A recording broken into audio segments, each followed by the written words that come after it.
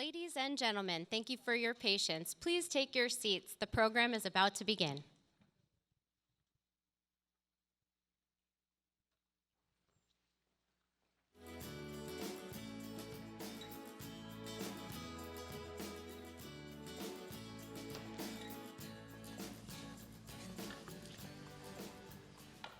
Good evening and welcome to the first Unite for Mental Health, New Hampshire Town Hall. It's great to see so many familiar faces in the crowd. We appreciate you sharing your time with us this evening. I'm Roland Lammy. I'm the Executive Director of the New Hampshire Community Behavioral Health Association, and we are the association of the state's 10 community mental health centers. The association has partnered with Mental Health for Us and the National Council for Behavioral Health to organize this event. I'm here with my co-MC for the evening, Patricia, who's the Executive Vice President and Chief Operating Officer of the Mental Health Center of Greater Manchester. We want to start off the program with a few words of thanks to Mental Health for Us champion sponsors for their generous support of this initiative. And those sponsors are the American Foundation for Suicide Prevention, Kaiser Permanente, the Kennedy Forum, the National Council for Behavioral Health, and tonight our event sponsor is Alkermes. Thank you, Roland. A few logistical notes. This event is being streamed live on the Mental Health for Us Facebook page. We encourage you to join the conversation on social media. Use hashtag Mental Health for Us to share your thoughts and photos. We kindly request that you avoid flash photography so as not to disturb our speakers. If you haven't done so, sign our statement of support. We're working to show policymakers that there's a huge voter block of people who care about mental health and addiction. Simply text BRAIN to 444-999 to receive a link to our website. I would now like to introduce New Hampshire State Representative Patricia of Nashua, who is chair of the House State Federal Relations and Veterans Affairs Committee, who will lead us in the Pledge of Allegiance.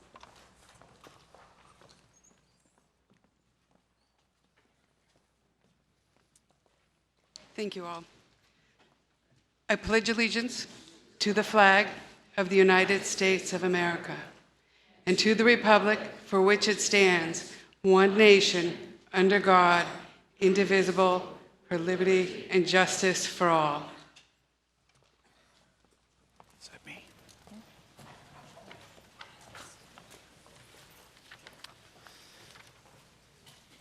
Thank you, Representative Klee. I now have the honor to introduce the Honorable Chris Pappas, who represents the 1st Congressional District in New Hampshire. In his prior position as Executive Counselor, Congressman Pappas was the deciding vote to implement Medicaid expansion here in New Hampshire. That program expanded health coverage to more than 53,000 Granite staters and is a critical tool in addressing mental health and addiction issues in our state. Thank you for being here tonight, Congressman.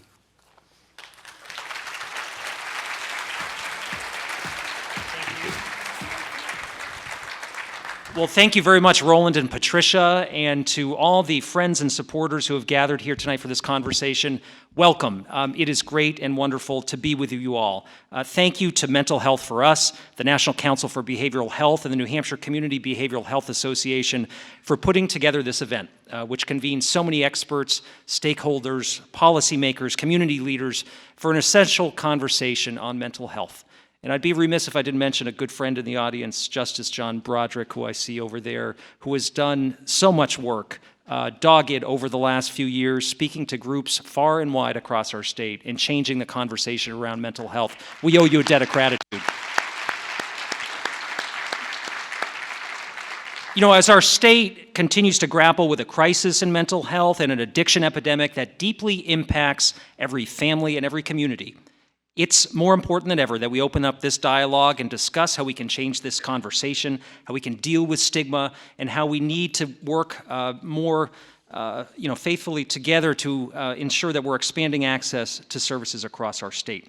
New Hampshire was once considered a model of the nation in terms of states for its community-based mental health system. And we know that through decades of underfunding and poor policy decisions, we've gotten into a situation where there is clearly more work to do. Hospital emergency rooms and correctional facilities have been overwhelmed with individuals in crisis, and more action is needed to rebuild community-based services that allow individuals to lead healthy, full, productive lives. Funding has increased since the Community Mental Health Agreement went into place, and coverage has been expanded for services since the Affordable Care Act was passed. But more needs to be done to meet the challenges of our friends, our neighbors, our family members, and our coworkers. Across the nation, 6 in 10 Americans need mental health services for themselves or for a loved one. Yet the access and availability of care has not expanded to meet these numbers. Far too many Americans still have insufficient coverage, limited options, and long wait times. And this all occurs against a backdrop of a social stigma that prevents us from confronting this challenge head on. That's why this conversation is so urgent and important. Now, we all know New Hampshire can play an outsized role in talking very frankly about issues that matter to us, especially when candidates for the presidency are in town, and I understand we have a few of them that are going to address you today. We also have a 2-time Olympian that's going to be out after me, so I'm just the warm-up act here. But we saw back in our primary in 2015 and 16 really profound ways in which Granite staters shared some of the most painful and personal aspects of their lives in a way that helped change the national conversation and focus the nation's attention on steps we need to take to have a national response to the opioid epidemic. We should be doing the same thing this primary season with mental health. In Congress, we've been working on a number of fronts to expand services and alleviate the shortage in our healthcare workforce. I've worked as a member of the House Veterans Affairs Committee on initiatives that can expand services for veterans experiencing PTSD and mental health challenges. I supported legislation that's going to increase the student loan forgiveness program that will allow more providers to locate right here in our state and provide the critical care that's needed. I've co-sponsored legislation that's going to expand services in our schools and ensure those covered by Medicare can get access to mental health care. And when it comes to mental health, parity should mean parity. We must keep fighting to ensure that all Americans get services they need in the right place at the right time. So we clearly have so much more work to do, but I know that we're all in this fight together. And I thank you for being here tonight, for sharing your ideas, your thoughts, suggestions for potential policies with policymakers and others who are going to be sharing their stories as well on stage tonight. We're all in this together, and I look forward to standing with you in the fight that is ahead, and I hope you enjoy the program this evening. Thank you.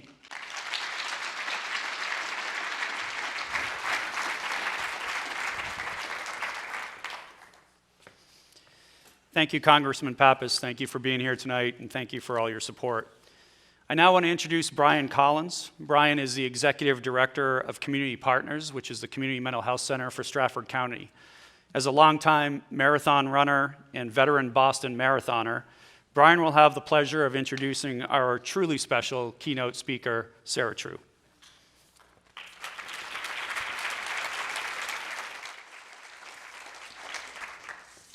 Good evening.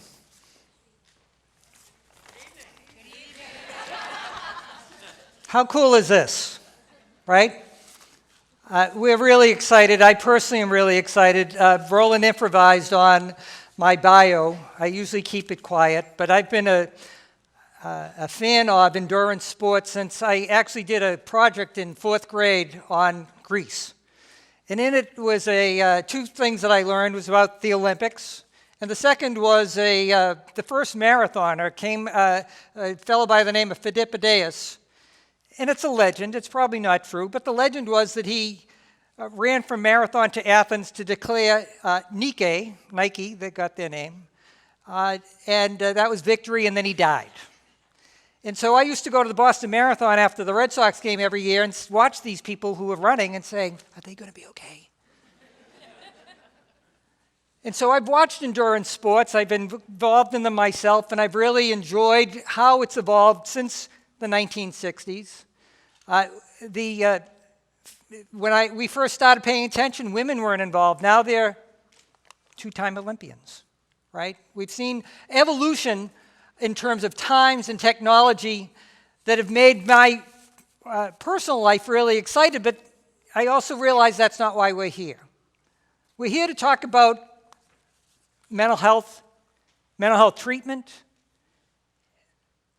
and recognize the policies that need to change in this country to make services accessible to anyone who needs them have to change. I know that the way the most primary and important way that will happen is if we attack the issue of stigma.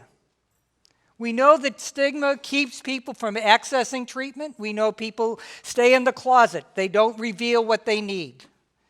And I also know that poison will not be undone until people take brave steps to change that, which is why I'm so excited to introduce tonight's keynote speaker, Sarah True. Sarah is a two-time Olympic triathlete, finishing 4th in 2012 and then not finishing in 2016 due to an injury. And following those 2016 Olympics, she fought hard mentally and physically to get a place where she could enjoy big stage racing. She struggled with depression and suicidal thoughts.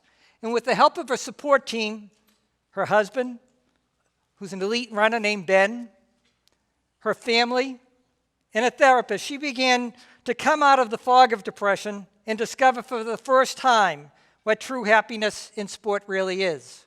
She also stayed at it. So the Olympic distance for triathletes is around 30 miles. And she's jumped into the ultra and the Ironman triathlon, which is 110 miles. So you'd leave here and get to Providence, Rhode Island. Finished second in the European Championships. Is qualified for Kona, the big Ironman out in Hawaii. Finished 4th, first American 2 years ago. So we have someone here tonight who's reached the highest stages in the world and is here to talk about her own personal journey. And I can't begin to tell you how excited I was personally to be able to pick her brain and chat with her a little earlier this afternoon. And I welcome Sarah True from Hanover, New Hampshire. By the way, I told you Ben was just completed in the World Championships in Qatar, but he's a hunk. Okay. Yes, my husband's quite handsome. I'm sorry he wasn't here tonight. So thank you so much for having me here to speak with you. This is obviously a subject that is near and dear to my heart, as it is probably to many of you in the room. I admit that I am probably more comfortable in a race suit, a bathing suit in front of you than a dress. Probably the only person tonight who can say that. So at that very small distinction is what I have. I suppose I also have the distinction of having represented the US at 2 Olympic Games. And after doing that chapter of my career, I decided to move to the Ironman distance of triathlon to get the distances correct, because I want to make sure you're adequately impressed. You swim 2.4 miles, bike 112 miles, and then you run a marathon, which is 26.2 miles. And yes, I do this by choice. And yes, I like it. Now, I've actually heard that there are a few triathletes in the room, so there are a few people who are saying, oh yeah, that sounds awesome, and probably the vast majority of you are saying, no thank you, not in a million years, but to each their own, right?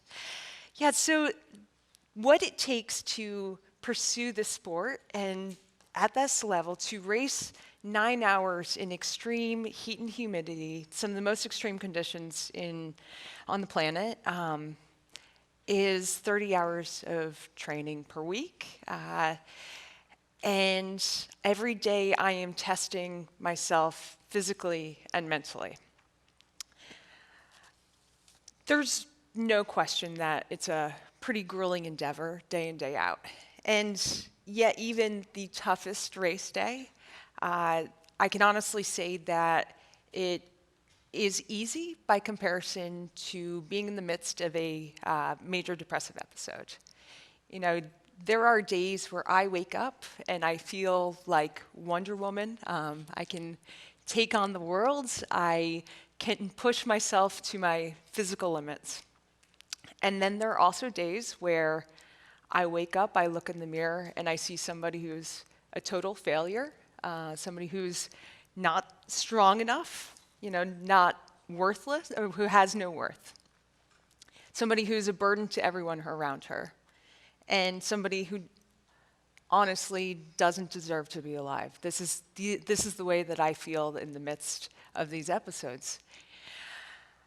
And a couple of years ago, I went through one of these episodes.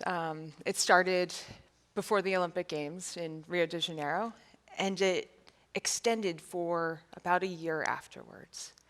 I kept on waiting for these thoughts to pass, and instead it kept on getting worse and worse.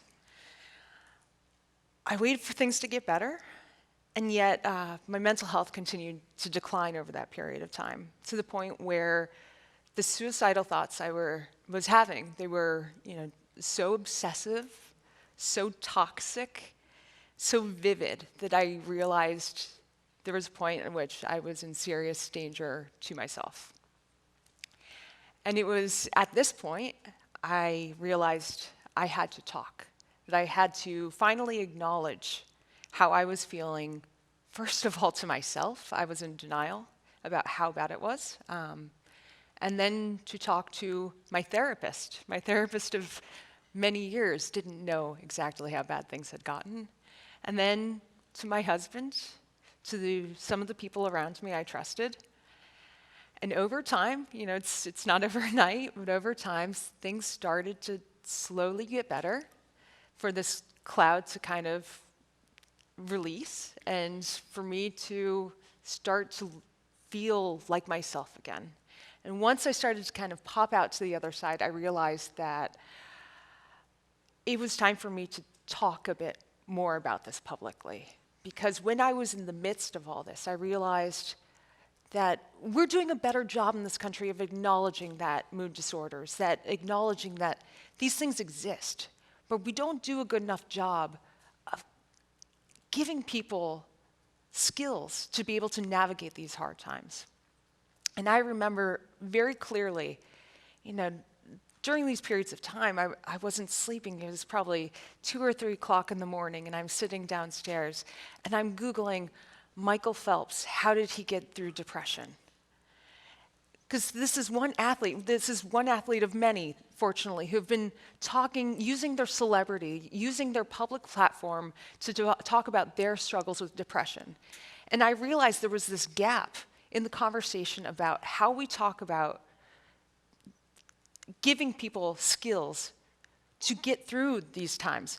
I came across nothing, absolutely nothing that I could take home and use to help me get through these difficult times. So when I finally came out the other side, I realized that, yes, addressing my struggles was important, but also addressing how I was able to kind of get through this, realizing that there were other people who may benefit from this. But one of the most striking parts about this chapter is the realization that I'm here, that I'm alive, and that I'm talking to you today isn't because I'm special, isn't because I'm particularly strong. There's nothing about me that's exceptional. It's because I'm extremely privileged. And that's something that's uncomfortable to acknowledge. I have the resources to work with a mental health professional. And I live in the world of sport, where speaking about psychology is both normal and seen as part of high performance. But treatment shouldn't be just for somebody like me, somebody with means and resources. Over the past couple of years, I've spoken with others who have struggled in similar fashion, from state troopers to retired professional athletes to high school students. And I found one commonality. We've all had access to the help that has saved our lives. Not just when we had obsessive thoughts of suicide, but help outside of these episodes. The kind of help that has helped us develop the kind of skills that we needed to navigate the worst times. We too often speak of mental health when it reaches a point of crisis. And it's commendable that we have resources for people who need them at that critical moment. But we also must provide help before it gets to the point of crisis. It wasn't intervention at the point of crisis that helped me, that saved my life. It was years of work that helped me develop patterns that helped me recognize that thought and reality may not always align, and to know that I could get help, that it was there at my disposal. So many of us struggle. Like some of you, like many of you possibly in this room, I've lost someone close to me. And when you're on the other side, you realize it's exactly that. It's a loss. It's a loss because it might have been prevented. It is for this person who is close to me and for others that I keep speaking out. Keep on encouraging people to get help, to keep normalizing this sort of discussion. If being a professional athlete has taught me anything, it's this: that there's no real thing as mental health. It's just health. Our brains are part of us, and the only way we can function optimally is if we take care of all of us from head to toe. Thank you.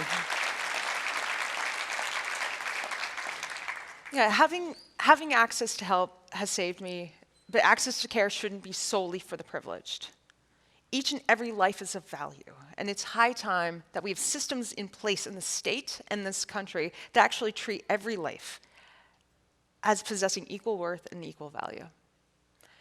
Now, I'm just an athlete. I don't know how would he fix this system, but I know the first step is having this sort of dialogue, and I really look forward to the speakers who come after me to see what kind of insight they may have in this discussion. This is only the start. I'm excited to see what we do in the future, but this is definitely something we're starting to address better, and we have so much room to grow. Thank you for your time, for listening to me.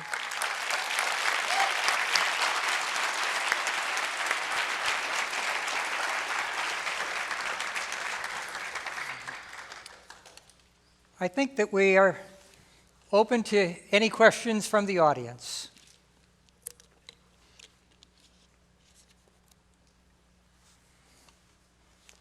So Shelley, I'm watching you, and no one has their hand up, so I'm going to ask a question, if that's okay. So could you, it seems that the journey that you had in exploring how do you work through your depression is embedded in a degree of mental activity that probably has some correspondence to your training. She told me earlier she trains about 30 hours a week. And that's probably always by yourself, or a lot of the time by yourself. A lot of it. Right? And so you have to have inner conversations to keep yourself motivated and going. And maybe you could just help draw any parallels to the treatment that you received. Yeah, I think one of the most beneficial parts about being an athlete is that you have to adopt a growth mindset. You know, it's recognition that we all have strengths and weaknesses, and there are areas that if we want to get better, we have to put the work in, and acknowledging that it's acquisition of skills. So for me, I realized the depression has been something that I've been dealing with since I was probably 13, and I had made this assumption early in my career that the two were incompatible: high performance sport and depression. And I was fortunate enough early in my career to have a coach that recognized it in me and basically put it that way. If you take what you do as an athlete, that growth mindset, the active pursuit of trying to improve on a daily basis, of recognizing areas for growth, and applying it to the mental side, the two were very much hand in hand. So yeah, on a daily basis, I have to challenge the thought patterns I have, because you realize that your mind does play tricks on you. And I think that honestly has saved my life in a lot of ways, because the inner dialogue you have as an athlete, you know, this is too hard, this is, the signals you get, you have to override that. And trust me, the voices in my head that were very toxic, very negative, it felt so real, but there was also that little part of my brain that had developed over the years of training to realize that it was just my mind. Yeah. It's been really interesting journey.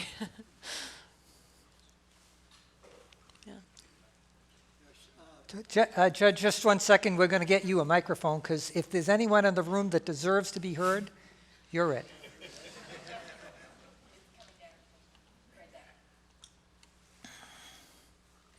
How's that? Can people hear that?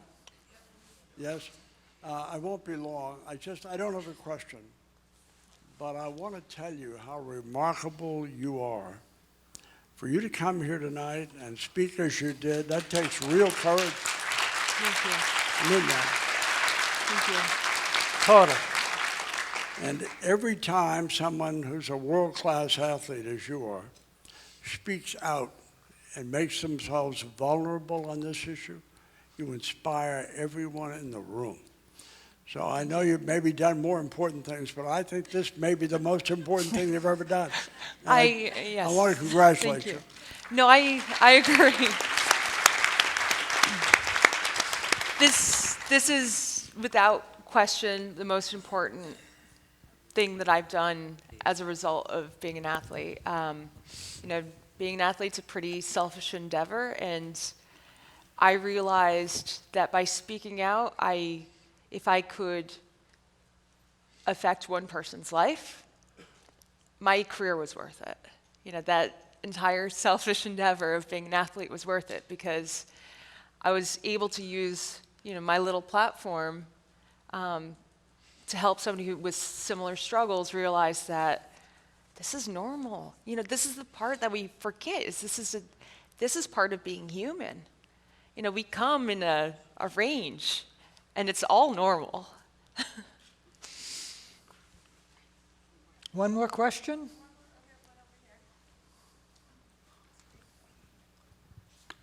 Even though we have two people. Go ahead. Hi. Thank you for sharing your story. As a child, before you started your journey, if that's what you want to call it, with depression, did you reach out to your parents at all? Were they aware of how you were feeling, and how did they advocate for you, or maybe not advocate because of the stigma? Yeah, so I'm fortunate in that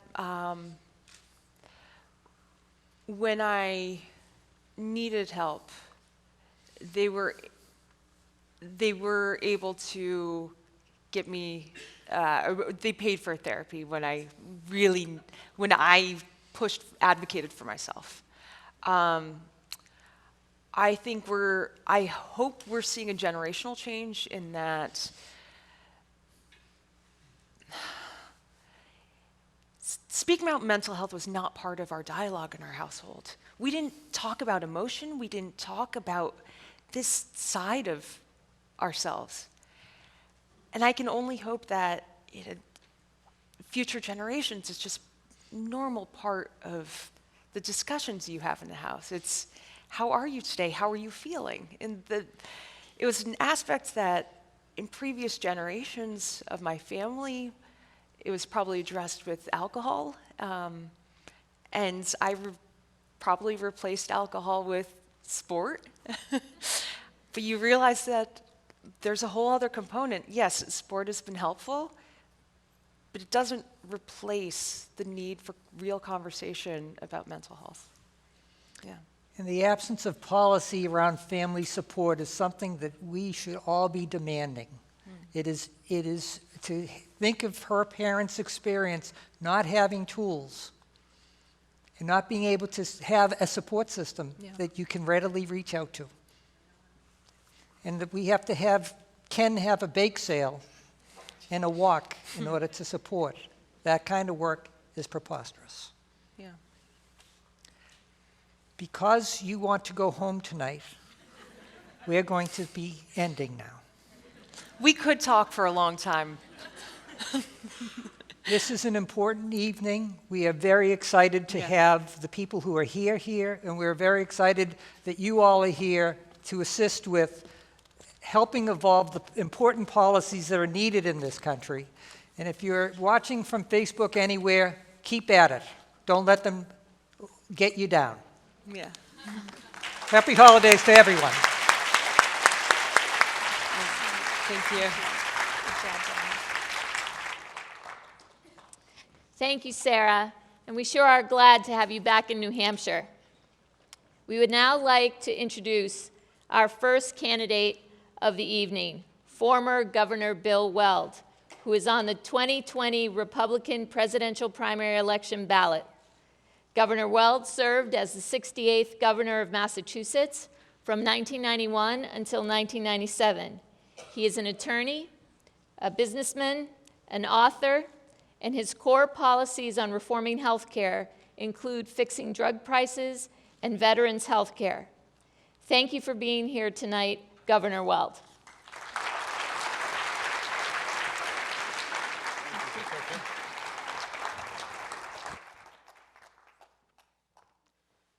Thank you so much, Patricia. It's a delight for me to be here with you. Mental health, mental illness, and addiction are not actually new topics to me. In 2014, I had the honor to co-chair a very well-attended meeting on the National Mall by the Washington Monument, co-chaired by Patrick Kennedy, who also had been laboring in these vineyards for some years. And the theme of that meeting, I was working at the time with a nonprofit called Facing Addiction, was that we have to divorce both substance disorders, addiction, and mental health from the criminal justice system and treat them as the national health emergency that they are. And that idea has slowly but surely taken root and found increasing favor over the years since 2014. It was a long haul from the heyday of mandatory minimum sentencing, almost for its own sake, to a recognition actually sparked in some measure by Republican governors in the South who became dissatisfied with prison overcrowding, partly for economic reasons, but they did the morally right thing for an economic reason, and it's much better than not. I've continued to work with nonprofits in this area. One has an app for substance addiction, and through that I've learned the importance of the fine points of government reimbursing of supportive services. For example, with addiction or suicide, often the counseling is, of necessity, it's telephonic counseling. And the law and the government has been slow to come around to realize that that has to be reimbursable, or we're not going to achieve our maximum effectiveness for either addiction or for suicide prevention. Another one that I've joined more recently is a detection company. It has a piece of paper that can detect either narcotics or explosives much more easily than the prior tools used for that. And that's, of course, very useful against fentanyl, which is partly made synthetically here, but partly comes in from abroad, notably from China. They've started to try to crack down a little bit, but the amounts are massive. And if that can be stopped from coming across the border, that would be a big leap forward. So I might mention a couple of Massachusetts stories to give you a flavor of my thinking here. One of the first things I did when I came into office was there was a rash of gay and lesbian teenage suicides on account of bullying at school when I came into office. And I appointed a high-profile, high-stakes commission on gay and lesbian teenage suicide. They held hearings around the Commonwealth and really focused a laser light on this. And the numbers went down sharply, and there were organizations of parents called PFLAG, Parents for Lesbian and Gay Youth, that sprang up and really gave the backbone, the vertebra of support for these kids, and I think made a big difference.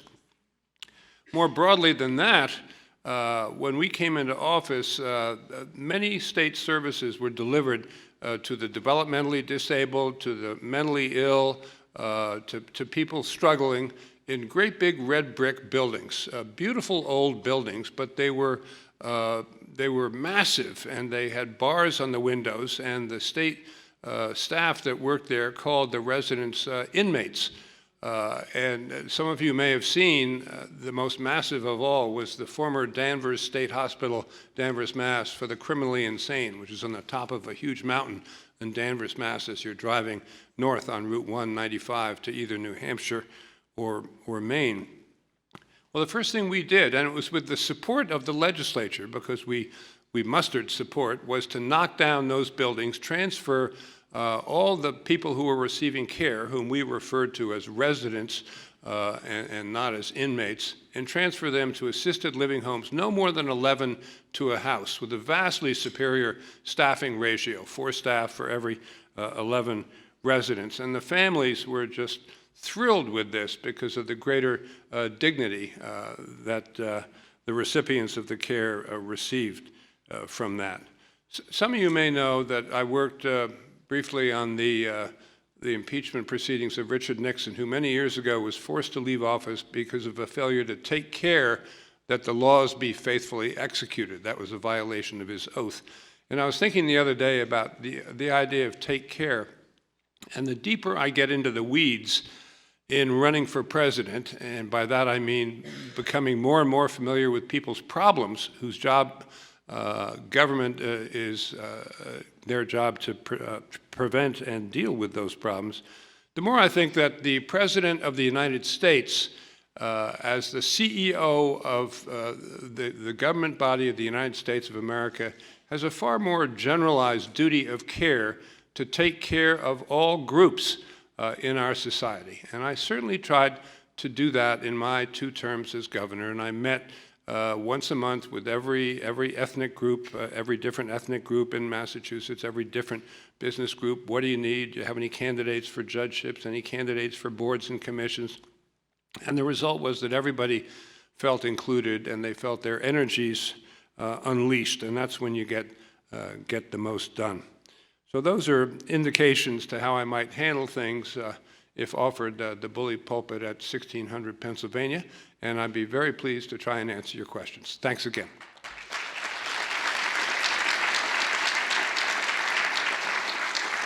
Thank you, Governor. Do you want to join us? Yeah. Thank you, Governor. I think we have time for a few questions. Shelley? My name is Nancy Farrell. I'm from the American Foundation for Suicide Prevention. Governor, thanks for being here and for the work you did in Massachusetts. Funding for suicide prevention has lagged terribly behind investments in other major disease groups such as heart and diabetes and HIV/AIDS. In 2017, we lost 47,000 Americans to suicide, a staggering number. If elected president, how will you prioritize research and treatment to save more lives? Because one of the things we've learned from the research we have accomplished in those major disease groups is that people live longer, higher quality lives when we invest in treatment for them. Thank you. The topic of suicide is absolutely always with me. I think about it all the time. It's, by definition, final. I was encouraged to see the initiative by the Federal Communications Commission to have 988 be a national toll-free help number. I think that's a step in the right direction. You may not know this, but 2/3 of the gun deaths in the United States are from suicide. They're not from mass shootings. And I am in favor of trying to stop these mass shootings, but trying to stop all gun deaths by creating a new jurisdiction for judges to entertain petitions to take guns away from people who can be shown by probable cause showing to a judge that they're a danger either to others or to themselves. And you may not know this, but several of the mass shootings were perpetrated by people whose co-workers had complained to the FBI that they were off their rocker, and they talked all the time about how they hated XYZ group, and they had sympathy for Islamic jihads, and they were going to damn well do something about it. Those people should have been stopped. And they don't have to be locked up on day one, without a trial or a showing, but they can sure have their guns taken away from them. So that's one thing I would certainly do. Beyond that, the other specific application that drives me crazy is we've got a veteran in the United States, a veteran of our military, committing suicide about once an hour. It's something like 20 to 24 veterans a day. And a lot of these people have been struggling for a long time, and I'm not taking anything away from the devotedness of the VA hospitals, but I think it's time to recognize that we want to solve the problem. We don't want to have a one-size-fits-all, you have to go to the VA hospital. The rule right now is that a vet is using cannabis for PTSD, a post-traumatic stress disorder. If the VA hospital finds out about it, it has to declare him non-conforming and he gets bounced out of the program. How smart is that? Not at all.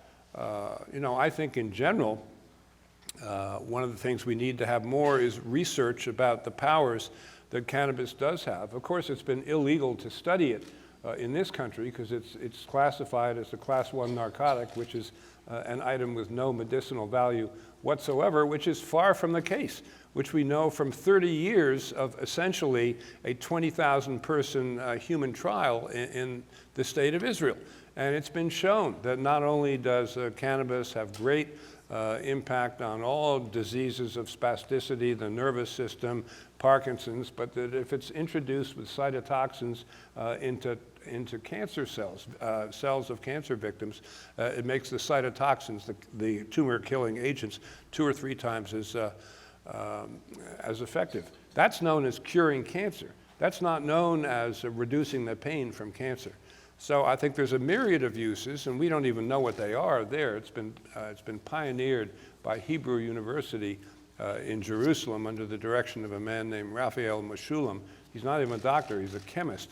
But we need a lot more research of that type. Thank you, Governor. I think we have time for one more question, Shelley. Good evening, Governor. I'm Karen Rosenberg. I'm a staff attorney at the Disability Rights Center in New Hampshire, which is New Hampshire's protection and advocacy system for people with disabilities.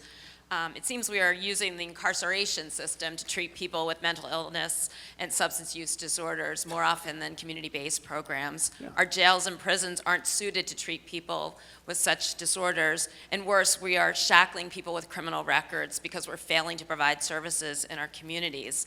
If elected president, what would you do to reverse the use of incarceration as our default for treating mental health and substance use dependency issues and increase treatment through community-based programs? Yeah, well, it's outrageous. The most recent statistic I read was 35,000 people in mental illness treatment centers outside prison and 350,000 in prison. I mean, you got to begin by, I would begin by getting the people not in prison in the first place. You also have to have more treatment for them when they're on the inside. But I've said this throughout my campaign, I'm completely committed to increasing federal funding for mental illness. And I think the Parity Act, which stipulates that the funding be not different than funding for physical ailments, is a wonderful statement of the solution to the problem. But we're losing a lot of people that we really don't need to lose.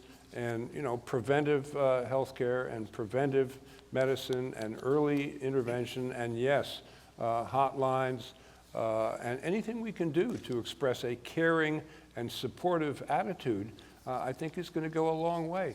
I myself harbor a suspicion that the divisiveness coming out of Washington, trying to affirmatively stimulate resentment of one group against another for political purposes, that I think contributes to the anxiety that I see all around the country. I can't tell you that I see depression all around the country, but I can tell you that people all around the country are just exhausted, and I think anxiety has set in as a disorder almost among the populace at large. And that's what you get when you have someone who wants to get people all divided so that they'll be more malleable and perhaps receptive to maneuvers to take over some of our democratic institutions. But anxiety is the culprit. Governor, thank you for being with us Okay, tonight. thank you so much. Appreciate you sharing your Great, time with us. thanks. Thank you. Go out here. Whoops. Everybody use my door. I'd now like to bring to the stage Ken Norton, the Executive Director of NAMI New Hampshire. Over the past decade, I've had the pleasure of working alongside Ken, as he's been a major force behind new programs, resources, and support services for the families of those affected with mental illness and/or death by suicide in our great state. He is a prominent figure at the State House and state agencies, tirelessly advocating for individuals and families of those affected by mental illness. He's going to provide us with a brief overview of the mental health landscape in New Hampshire. Welcome, Ken.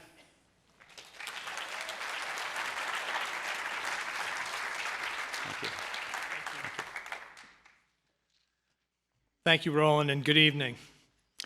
Recent poll results show 74% of New Hampshire voters do not feel that the federal government is doing enough to address mental health, and 65% say they are not doing enough to address addiction. In the same poll, clear majorities of New Hampshire voters also indicate our state government is not doing enough to address mental health and addiction treatment.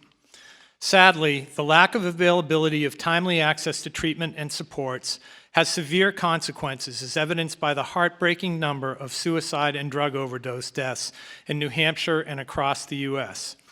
Another tragic consequence is the excessive numbers of people with mental illness and/or addictive disorders who end up being arrested and/or incarcerated. A visible symptom of the lack of government support for mental health is the number of people in a mental health crisis who are held in emergency rooms for days and sometimes weeks waiting for an inpatient psychiatric bed. This practice is known as emergency department boarding and is a nationwide problem. On any given day in New Hampshire, an average of about 30 adults and 3 children are boarded in emergency departments around our state. This practice is wrong medically, legally, ethically, morally, and economically. Medically, because like other illnesses, the sooner treatment begins, the better the long-term outcomes. Legally, because our state laws indicate that individuals who meet criteria for emergency admission shall be transferred immediately to a treatment facility. It's ethically wrong because a standard of care is to do no harm, and many people are harmed by this practice. Boarding is wrong morally because we don't treat or fail to treat any other illness this way. And it's wrong economically because there is far more effective treatment available in less costly settings. People with addictive disorders face similar challenges in their lack of access to timely inpatient residential treatment. And availability of inpatient treatment for both mental health and addictive disorders is just the tip of the iceberg, with many individuals who seek outpatient treatment having to wait weeks or months if they're even able to get appointments at all. It's time for a new vision of mental health care in our country that focuses on prevention and early intervention. This needs to begin with early childhood and include efforts to promote trauma and adverse childhood events. New Hampshire is successfully implementing a comprehensive community-based system of care for children and families that brings together treatment providers and schools to wrap around a child and family and provide home-based community supports when, where, and in the most culturally effective manner the family and youth determine is best. We need a similar model for adults that provides a step model of community-based supports, which strives to keep people out of hospitals and institutions. A big step forward occurred last week when the Federal Communications Commission recommended a new 3-digit 988 suicide prevention mental health hotline number so that our families or individuals in crisis have an alternative to calling 911. It's still a little premature, but I'd ask you to say it with me. 988. Thank you. Calls to the hotline should include the ability to dispatch mobile crisis response teams composed of a mental health clinician and trained peer support specialists to respond to people's homes. Other important supports include specialized walk-in mental health emergency care centers that offer crisis and respite housing. New Hampshire's current 3 mobile crisis teams have successfully demonstrated the ability to divert people from hospitalization as well as from incarceration. We also need better training and options for law enforcement to divert people from the criminal justice system. For people who do end up arrested, we need specialized court programs like mental health and drug courts that successfully and safely engage people in treatment rather than incarceration. Having trained and certified peers who are paid a living wage involved in all levels of care is an imperative as we move forward. Who is better positioned to demonstrate hope and resilience than people who have experienced suicidal intensity, a mental health crisis, or in long-term recovery from addiction? We must also recognize and acknowledge that mental illness and addiction negatively impact the entire family, and we must provide more support and education for families and caregivers. Our voices should continue to demand strong bipartisan political will locally and nationally to address these issues.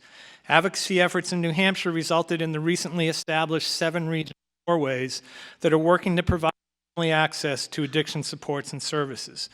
And many of the recommendations of our new 10-year mental health plan, including expanding mobile crisis response statewide and strengthening the children's system of care, were approved during the recent legislative session. In closing, I have 3 requests. First, that we substitute the word discrimination for stigma, because discrimination is at the root of our current systems of inadequate care. Unlike the word stigma, discrimination resonates in all of us as a call to action to change what is wrong. This includes the lack of research dollars devoted to mental illness and addiction in comparison to other disease states. Second, I ask each of you, what have you done today to provide hope to an individual struggling with mental health issues or addiction, or for their caregivers or family members? Think of ways that you can reach out and offer hope. Lastly, we all need to be informed through events like this and get out and vote. Thank you very much.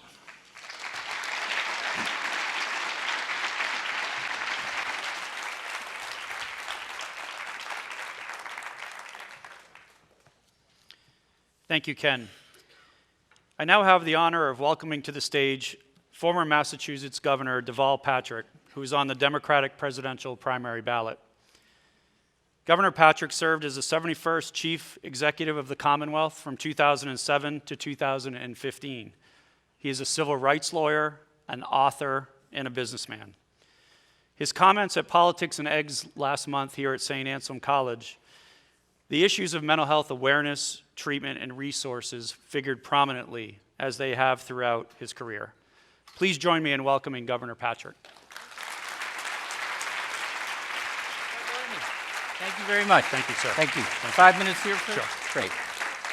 Thank you very much, Dr. Lammy, and thank you all for having me this evening. I thought I would just make a couple of comments at the outset to describe my approach to the issues around mental health. And the first is to say that mental health is health. It seems like an obvious point to make, but I think it has to be addressed as meaning mental health, and the issues around it have to be addressed as part of overall wellness. And I think that also means that mental health issues and needs must be covered as a part of universal comprehensive health care. That, in turn, means we have to deal with the capacity issues, the shortage of people and facilities to meet the need. Secondly, mental health is not crime. And I think that is a simple but important frame for you to understand about me. I think that people who are managing mental health and mental illness and suffering from mental illness should be treated like patients and not like criminals. Again, as we do, we have to prepare people and the infrastructure to meet the need. And then the third point I want to make is that mental health is not about shame. I think it is so important, and have learned from personal experience about the importance of bringing those suffering out of the shadows. And I think it's important not just for those who suffer, but for everyone else as well. In the early months of my first term, my wife, who has been managing anxiety and depression through her whole adult life, really, as she puts it, fell apart. And I remember that the troopers who kept an eye on me thought they had to spirit me in and out of the hospital where she was at night and through tunnels and all the rest of it.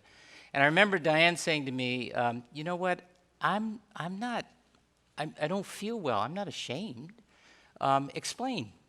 And her very, very able caregivers said, you know, you don't want to say that because people can be cruel about those suffering with mental illness. And she said, look, just explain. And so we put out a very simple statement saying that my wife was dealing with depression and anxiety and would be out of public life for a little while, and please, we would appreciate the understanding of the media and the general public. First of all, the media was marvelous and very respectful. But secondly, she received thousands and thousands of notes and cards and email messages from people all over the Commonwealth and beyond saying, thank you for saying so. It makes me feel like I can deal with my own issues out loud. And so I think expect leadership from me as president. In that same vein, expect leadership from my wife, Diane, if I'm president. I thank you very much for having me, and I look forward to your questions. Thank you. You here? Great. Thank you. Thank you, Governor. I have all these wires all over me, things in my pocket and everything. I know. Someone has taped this to my head. It's ridiculous. Shelley. Yes, go ahead. Hi, my name is Ellen Papanicolaou. I'm duly licensed in the state of New Hampshire. I can't see I'm you. over here. Oh, there you are. Okay, Hi. thank you. It's the lights. I'm sorry. I just wanted to be That's able to look okay. at you. Yes. So I'm duly licensed in the state as a clinical mental health counselor and a master's level drug and alcohol counselor. Beautiful. This Thank you for evening, your I'm service. representing the American Mental Health Counselors Association as their North Atlantic Regional Director. And that organization advocates solely for clinical mental health and providing those services nationwide. So this evening, I'd like to address currently licensed clinical mental health counselors and licensed marriage and family therapists are unable to receive reimbursement through Medicare. Yes. As a result, there is a nationwide restriction that precludes citizens from accessing these providers. HRSA data from last year shows that the demand for mental health counselors and marriage and family therapists will only increase in the next 10 years. Mm-hmm. If elected as president, how will you support the growth of the mental health workforce as it relates to Medicare reimbursement? Shelley, thank you for the question and for your service and leadership. A couple things. I think the question of Medicare reimbursement for the services you described and others that one's easy. I think the larger question is the reimbursement rate actually enough to encourage the development of the field and drawing people into the field? I don't know the answer to that question, but I hear it is a problem for other health professionals. So I think in addition to broadening the reimbursement, the eligibility for reimbursement, examining the rates of the reimbursement has to be a part of that agenda as well. And then training is another enormously important part of this, as you would know better than I. The access to that training and training that is specific for certifications, which may differ from state to state, I think, is enormously important. I was an investor through my most recent job in a company that provides low-cost, self-paced training in a whole host of skills and fields, and I think we have to think about, and it's online-based. In some cases with practical training associated with it, on-the-job training, if you will. And I think we have to think about innovating around the training so we make it easier for people to get the qualifications to come and help meet the need. Does that make sense? Yeah. Is there something else? Is it all right if No, we? yes, absolutely. What else would you add? What we've been trying to have happen is with Medicare, we have a lot of people now. It's not just about the elderly. Yep. And we have a lot of people, TriWest as an example. It is a Medicare-run program. It's through the VA administration. And I have clients that come to my office constantly that I can't see because I am not allowed to get Medicare reimbursement. Right. So I think, in my experience, the idea that we don't have enough providers, I don't believe is truly the case. Really? Okay. We have, and you're correct, it is different from state to state how we become licensed. Yep. And what the requirements are, and that's a completely other issue that we're Yep. working on. Yep. But in this particular case, I've had clients that I've had to stop seeing Yep. because maybe they lost their insurance, they're now on disability, and they Yep. now have Medicare. Yep. And because I'm a clinical mental health counselor, not a psychologist or a psychiatrist, I have to refer them out. And Yep. there are a lot of people in need of these services. We have a lot of private insurance companies now that are a Medicare Advantage program, Yep. and I can't see them. Yeah. So your experience has been that it's not a capacity question. It is really about eligibility for Medicare reimbursement. Yes, and I agree with what you were saying, and it's Medicare, and it's across the board Bless with you. private sector insurance as well when it comes to reimbursement rates. Okay. That would certainly increase access to providers because our costs go up constantly, but our insurance reimbursement rates don't. Okay. We don't get cost of living increases. And in the private sector, we rely on the reimbursement rates. We don't work in situations where we get salaries and cost of living increases Exactly. that way. Exactly. So I think people would have far greater access to providers Mhm. if we worked on us being able to take Medicare as well as working on increased reimbursement rates. Okay. Okay. Thank you. But thank you for recognizing the fact that there is a difference between getting reimbursement and adequate reimbursement to generate interest in a field. I know our community mental health centers struggle with that Yep. Every day, so I appreciate that. Yeah. I think we Thank have you. a second question. Good evening, Governor. Good evening. My name is Gina Balkus, and I'm with the Granite State Home Health and Hospice Association. Yeah. Studies have shown a high rate of depression and anxiety among older adults who are homebound. Yeah. And home care nurses can help educate patients about their mental illness, help them manage their medications, and collaborate with physicians on their treatment. But Medicare payment cuts and burdensome regulations are making it difficult for home care providers to care for older adults. Mm-hmm. So what would you do as president to assure that our nation's older adults receive the services they need at home? Thank you, Tina, for the Tina? Did I say? Gina. Gina, I'm sorry.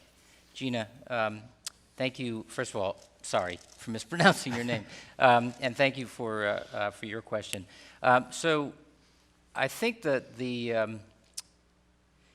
I think you'll learn from me that I am very interested where we can in solving more than one problem at a time, because so the question about how to make Medicare more easily accessible for home health workers as a way to enable the elderly and others who are homebound to stay in their homes is that seems to me to be okay. I get it. We should do that. We also see, and I also see an opportunity to make the job of the home health worker a career, because we have just incredible turnover because the job is so, well, for a whole host of reasons you probably understand better than I.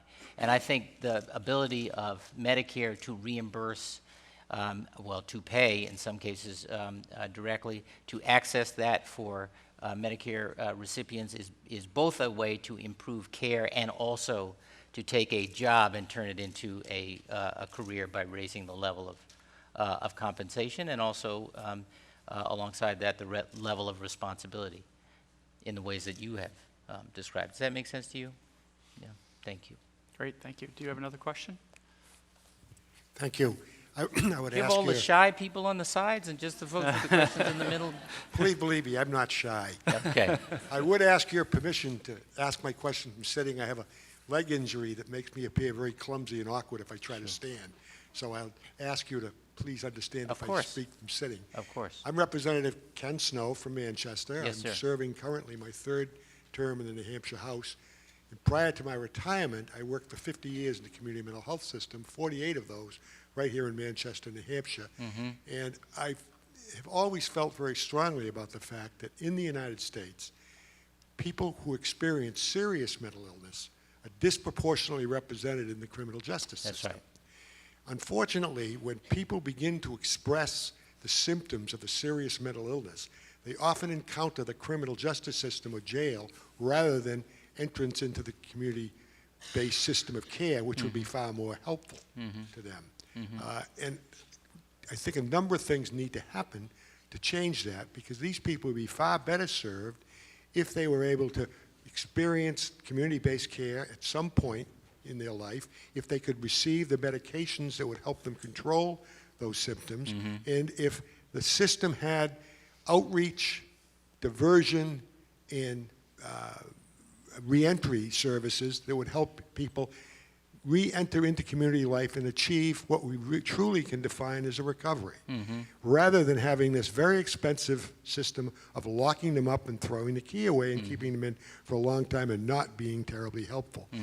If you were elected president, do you have any procedural steps that you see yourself taking to change this system that we now have?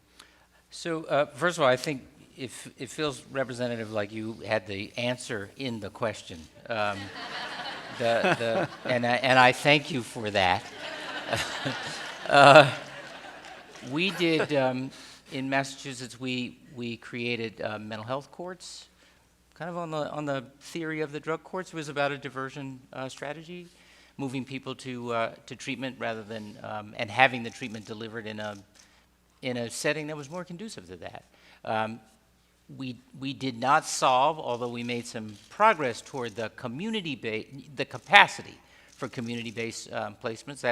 This is to the point I was trying to make about Gina, that these things are interconnected, and so we have to do things along the spectrum.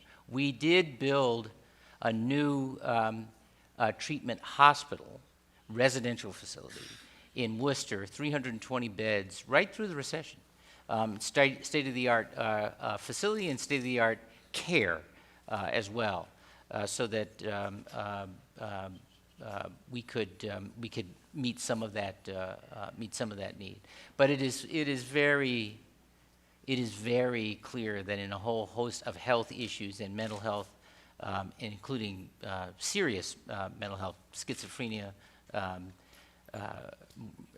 serious chronic illness, that community-based care and reentry or reintegration in society is a part of becoming healthy.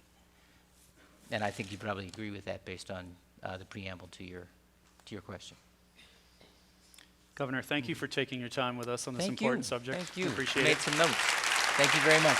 Good luck. Thank you, Doctor. Thank you, everyone. Oops. Thank you, Governor. Now we're going to hear from several local speakers who will talk about mental health challenges here in New Hampshire. Shamara Simpson is the New Hampshire area president of the American Foundation for Suicide Prevention, and Matthew Francis is a suicide survivor. I hope you'll join me in welcoming them both to the town hall and thank them for being here tonight. Thank you. Thank you. Thank you. Good evening. It is my honor to represent the American Foundation for Suicide Prevention this evening. AFSP is the leading private funder of suicide prevention research in the United States. In addition to this investment in research, AFSP has set a bold goal to decrease the national rate of suicide 20% by the year 2025. How are we doing this? By developing up-to-date, evidence-informed programming and focusing on 4 areas where we feel the greatest impact can be made: healthcare systems, emergency departments, firearm safety, and our corrections departments. We are partnering with like-minded organizations to realize this bold initiative, like being here tonight. Our network of over 75 chapters across the country allows our mission to reach communities on the ground. In fact, our strongest allies in this fight are our volunteers. Their open and honest ability to share their stories and lives with others makes a powerful statement and a powerful impact in our fight against suicide. I'm thrilled to be able to introduce Matthew Francis this evening. Matthew is a graduate of the University of Southern Maine. He is the author of My Resurrected Spirit and hosts TV talk shows in Portland and Portsmouth. One is Diversity Dignified, which highlights the needs of the transgender community. The other is End the Stigma, which targets the needs of those with severe and persistent mental illness. Matthew conducts workshops at Adult Ed in Portland and Augusta. One addresses suicide prevention and the other transgender transitions that affect family and friends. He has published several articles which have addressed bathroom bills, suicide awareness, the military ban on transgender folk, and racism.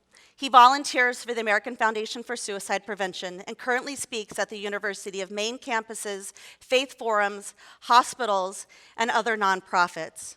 It is my great honor to introduce my friend and this amazing advocate, Matthew Francis.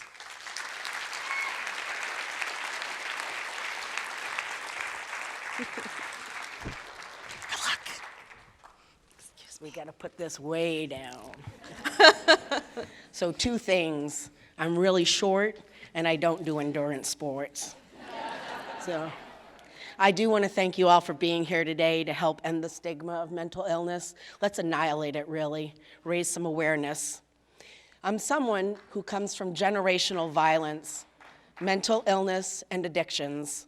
I've known poverty, hunger, and cold, just like my parents and my grandparents before me. I grew up hearing stories of intense neglect, trauma, abandonment. For example, I learned that my great-grandparents died by murder-suicide, and my grandmother was only 3 years old and left in the home alone for a few days before she was found. That same 3-year-old woman would grow up to have her first child by 14, and she would later burn the neighbor's house down because she didn't like them. My mother told me that the reason my second-grade teacher didn't like me was because my father had raped her when they were teenagers. I was diagnosed with emotional disturbance as a young child, first with failure to thrive twice before the age of 5, infantile autism, and later with learning disabilities. My mother will tell you this herself, only she'll say that I did this to make her look bad. I would attend special education and remedial classes for this, and I spent time, I think 15 or 16, in a psychiatric ward at the state hospital. I left home shortly after turning 18 as the beatings continued. Being beaten physically and with verbal abuse was a steady diet that I received growing up. I received Social Security disability by the time I was 19 for complex post-traumatic stress disorder, major depression, and pathological dissociation. I would sometimes be institutionalized for months. I found myself in the category of those severe and persistent mental illness, a category that feels hopeless, a category where one is expected to be plagued with debilitating symptoms for the rest of their lives, a category where our group of people, this demographic, will die 25 years earlier than the average population. Not all that long ago, I lived in a basement apartment for several years, a time where I spent most of my days eating, smoking, and watching TV. I had very little interaction with others, and the majority of interaction that I had was with mental health providers. The basement apartment was also symbolic of my basement mentality. I had no joy or hope in the life I was living. And I still remember like it was yesterday a conversation that I had with one of my providers. It was a simple conversation. "John," I said, "I don't like my life. It's boring and it's pointless, and I want to do more." I said this truthfully, emphatically. He asked me, "Do you keep a clean house?" "Yes," I said. I piped up, "Yes, I do." Well, quite frankly, he knew this. I bragged about it all the time. He went on to ask, "Do you pay your bills and go grocery shopping?" "Yep," I replied, sitting up a little straighter, hoping this was leading to something more meaningful. "Well," he said cheerfully, "what more is there?" And I remember that I felt so defeated, that my contributions in this life were going to be summed up by activities of daily living, and I knew it was time to grow. I started to get healthier. I quit smoking, I gave up caffeine, and I lost 30 pounds, although I have gained back 15. I even made a friend, and we began hiking. I started to do a prayer meditation ritual, and it was while doing this exercising and meditation routine that I found it. It was a lump. I wasn't particularly surprised, and I don't know how to say it, but I wasn't shocked at all when my doctor diagnosed it with triple-negative invasive ductal carcinoma, the most aggressive cancer on the planet. And if you're wondering what an otherwise healthy 40-year-old person thinks about receiving that diagnosis, I was glad, I was relieved, actually. I had been suicidal since I was 9 years old. I was going to let the cancer overtake me. I even signed up for a private retreat. I planned to make my peace with God. I did look death straight in the eye, and I seriously inventoried my life. I hadn't liked the life I had been living, and I decided I wanted another chance. I gave up control and I took up the arduous intravenous chemo and radiation treatments. The chemo was a port put in my chest I had every other Fridays for 8 hours. It had been 9 months, surgeries, infections, but the dust cleared and I regained my strength. I realized I still needed to grow. I had to learn how to live.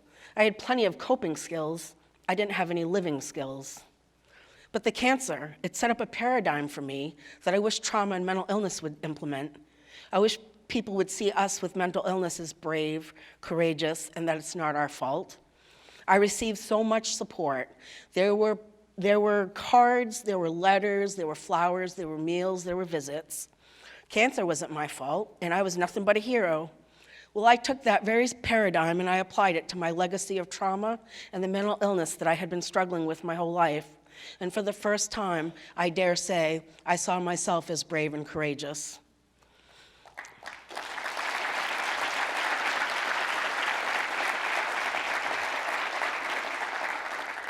The first thing I did was get a new apartment, one that was full of sunlight. I began to attend adult education classes, some improv classes, and support groups. It was there that I began how to learn to be interactive and more social. I began to challenge the voices in my head. I began the process of digging deep and was curious to know how far could I go? What was my true potential? Finally, I was able to reveal a secret that I had kept to myself since I was 3 years old. I was a transgender man, and I am a Christian. Once I could own that aspect of myself, I was able to own other aspects of myself as well. And for the first time in my life, I was able to love my whole self, my flaws, my mistakes, my shortcomings, my gifts, my blessings, all of it. A burden had truly been lifted. My confidence grew, and I developed workshops on resilience and transitions, which I now teach at Adult Ed. I've written and published my Resurrected Spirit and a few more articles. I do have 2 talk shows, one in Maine and one in New Hampshire. Diversity Dignified addresses the needs of the queer community in order to promote safety and inclusion. The other is End the Stigma, which addresses those with severe and persistent mental illness to inspire hope and talk about that particular demographic that is often left out and bears the brunt of the stigma. It's hard to believe that not so long ago, I was incapable of these normal interactions, appropriate eye contact, give and take. I could barely speak in any kind of group setting. My self-esteem was so low, the anxiety simply would have paralyzed me. I have since spoken in dozens and dozens of situations, nonprofits, colleges, and faith forums. I've spoken twice at Grand Rounds, which is usually reserved for doctors and medical students where they present a problem and a solution. I went to Washington, D.C. twice, once to advocate for transgender rights and the other to bring awareness and prevention for suicide. Now, if you're wondering, I still do have mental illness. At times I have my moments, but now some of my symptoms include peace, joy, hope, and gratitude. Every person, regardless of their circumstances, is of infinite value. We all deserve to be safe and included. Thank you for this gracious opportunity.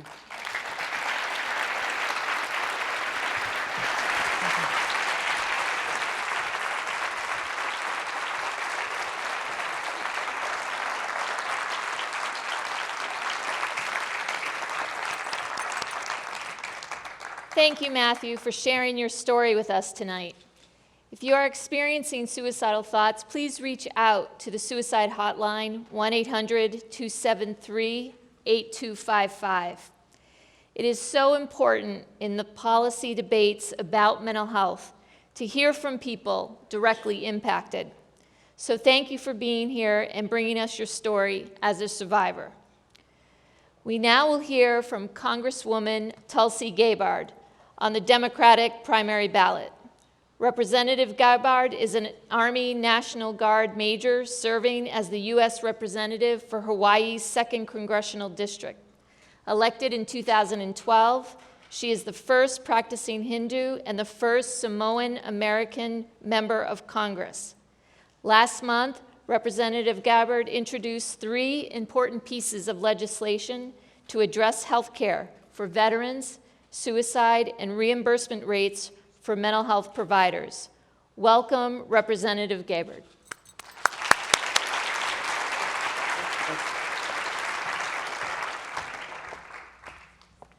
Thank you so much. I so wish that I could have been there with you this evening.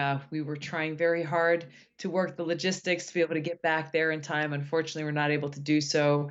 I'm coming to you from Marion County in South Carolina, where I actually just finished a conversation with women leaders across the community here, which included teachers, mental health and behavioral health providers, as well as general practitioners who are working within the community here to provide healthcare to an underpoverished community with close to 30% of their people living in poverty.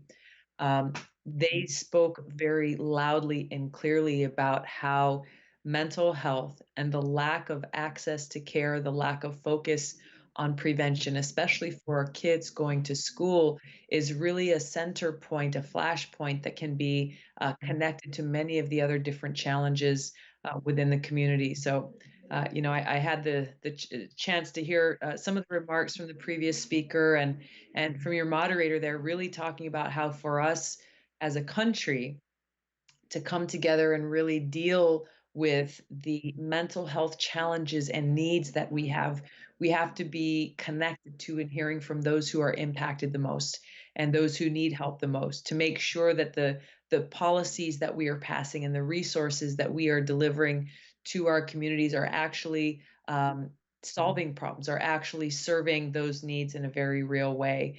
So I just want to say thank you and appreciate all of you for putting on this important conference and for doing the work that you do every single day to continue to bring these initiatives and issues to the forefront, whether it be there in New Hampshire or in other states or in Washington. You mentioned the legislation that I've introduced specifically for veterans. As we talk about the increasing or even the sustained rate of veteran suicides and suicides amongst Americans across this country, it continues to point to the fact that we as a country are not addressing this issue in a meaningful way, and we're not actually getting to the root cause of the issues that are driving people towards this point of making the decision to take their own lives. Some of those barriers that we heard that we addressed in that legislation actually came from veterans who talked about the challenges that they had in getting that care from mental health professionals in the VA or counselors within the VA, those barriers for them to ultimately be able to get that service and that care that they needed. There are so many different issues related to mental health care that have to do with issues within schools, the education system, our criminal justice system, our overall healthcare system. And I think they can all get back to the core problem, which is that we as a country for too long have not placed the emphasis on mental health care that it's required. We are talking a lot in this election, especially about healthcare as a whole. Poll after poll is showing the same thing that we are hearing on the campaign trail almost everywhere we go, regardless of if it's a red district or a blue district, if it's a small town or if it's a big city. Healthcare is top of mind for people. What's essential for us as we talk about the healthcare challenges that we face, we do a few things that we focus on physical health and place the same level of importance on physical health as we do mental health, that we're really looking at the physical and mental and spiritual well-being of the individual, of the whole person. And I think by doing so, then we can begin to start to lift some of the stigma that still exists around mental health care and provide the resources necessary to deliver that care, to incentivize getting more people to fill the shortages that we have in the mental health profession so that those needs are met, so that we're actually putting our action and resources behind the words that we are saying. I know we're going to open it up to questions. I just want to close on something that's near and dear to my heart as a veteran, where I know and I've seen firsthand how difficult it is for veterans to ask for help. This is something that is not exclusive to veterans, but this is from my own experience of how, trained warriors, combat veterans who've deployed multiple times, who are trained to be tough and to never show weakness, are too often in a situation where they view that call for help, that request for help, as a sign of weakness when it is not. The issue here is that when a veteran does take that step in asking for help, that they get through the obstacles in doing that, that too often they are not able to get the help that they're looking for, that they're dealing with other barriers and access to service, where they're not able to, whether it's through the phone or walking into their local VA, ultimately able to get that assistance right then and there, speaking to a live person who's able to help them and direct them to the care that they need. So I think there are many layers of this as we seek to address what must be done. But I think it's recognizing that it's hard. It's hard for any of us to be in a position to ask for help or to acknowledge that we've got some issues that we need to work out. Um, as we're looking at how we can best deliver that health care, I think it's so important that we make sure that it is readily available at that point where someone needs it, where they're asking for help, and not turned away from getting that care and that service. Thanks again, all, for the opportunity to be able to be there with you virtually, and I look forward to the conversation that we'll have here tonight.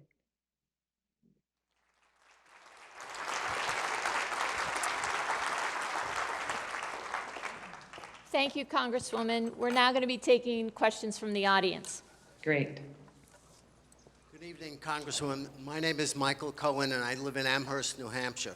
I first want to make a comment to thank the organizers of this event, how important it is for us to be able to do this, and to thank all the candidates who are participating in the event.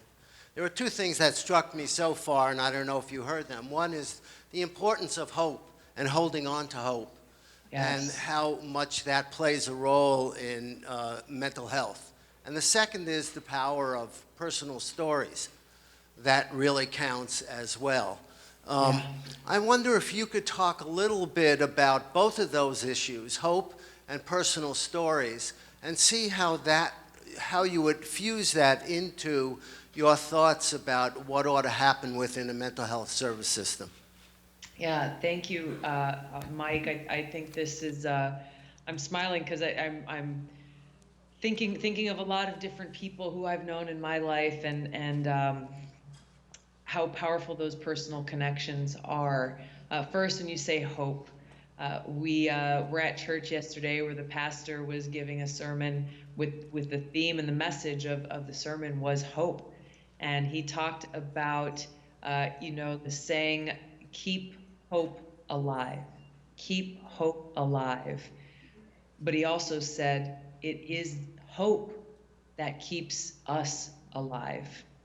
And that was such a powerful thing because you're exactly right. It's that hope. It's that looking forward to a better tomorrow. That hope that it provides us with that inspiration to be able to continue to drive forward, to continue to pursue dreams, to continue to move forward in our own lives, and how necessary that is. Look, I think in personal stories and personal connections, this is one area just from my experience that's been so valuable, is how there has often been a shortage or a gap rather in the mental health services coming from the VA, provided in a timely fashion when and where you need it, to the point where veterans from my generation, post 9/11 veterans, they're at that point of losing hope,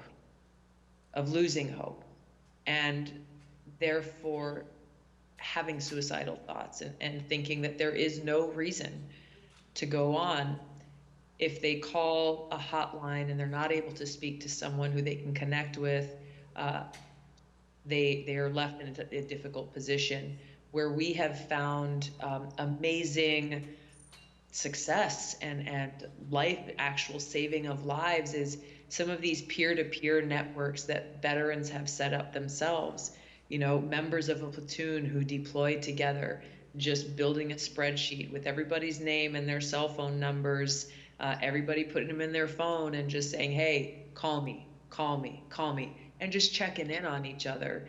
And while no, these are not people who are trained mental health professionals, they're people who have had that shared experience and who can understand what you're going through without you having to explain a whole lot, and reinforce what there is to live for tomorrow, where to find that hope and that sense of purpose once again.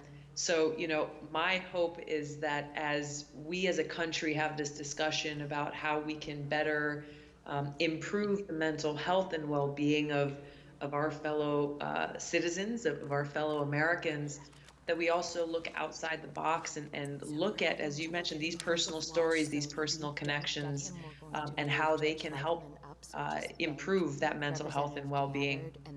I had a chance a couple of months ago to join with a group of veterans down in Charleston, South Carolina, a day out in the water. There is a surf program where veterans who are still struggling with post-traumatic stress and who are struggling with the transition, coming out of combat and figuring out what is the civilian life all about, finding some solace and therapy and hope and regain sense of empowerment by going out in the water and catching some waves.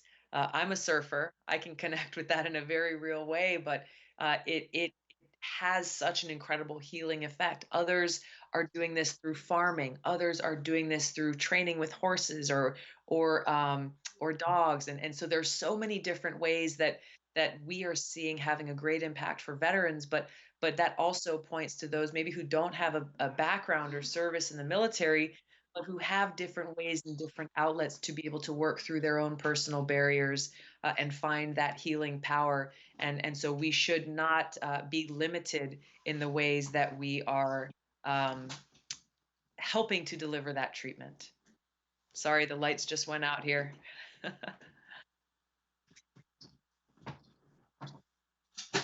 Representative Gabbard. My name is Phil Weissach. I'm the CEO of a mental health center in New Hampshire. There are 10 mental health organizations in New Hampshire. Thank you for your service to our country, by the way, as a veteran and now as a representative. I wanted to get back to your comment early on about access and to talk about access from a workforce point of view, because like in our small state, there are 10 community mental health centers. Right now, there's about 270 open positions that we can't fill. That's a lot of care that's not being rendered because of this workforce problem. In our addiction treatment programs, it's about the same thing. There's still positions that are going unfilled.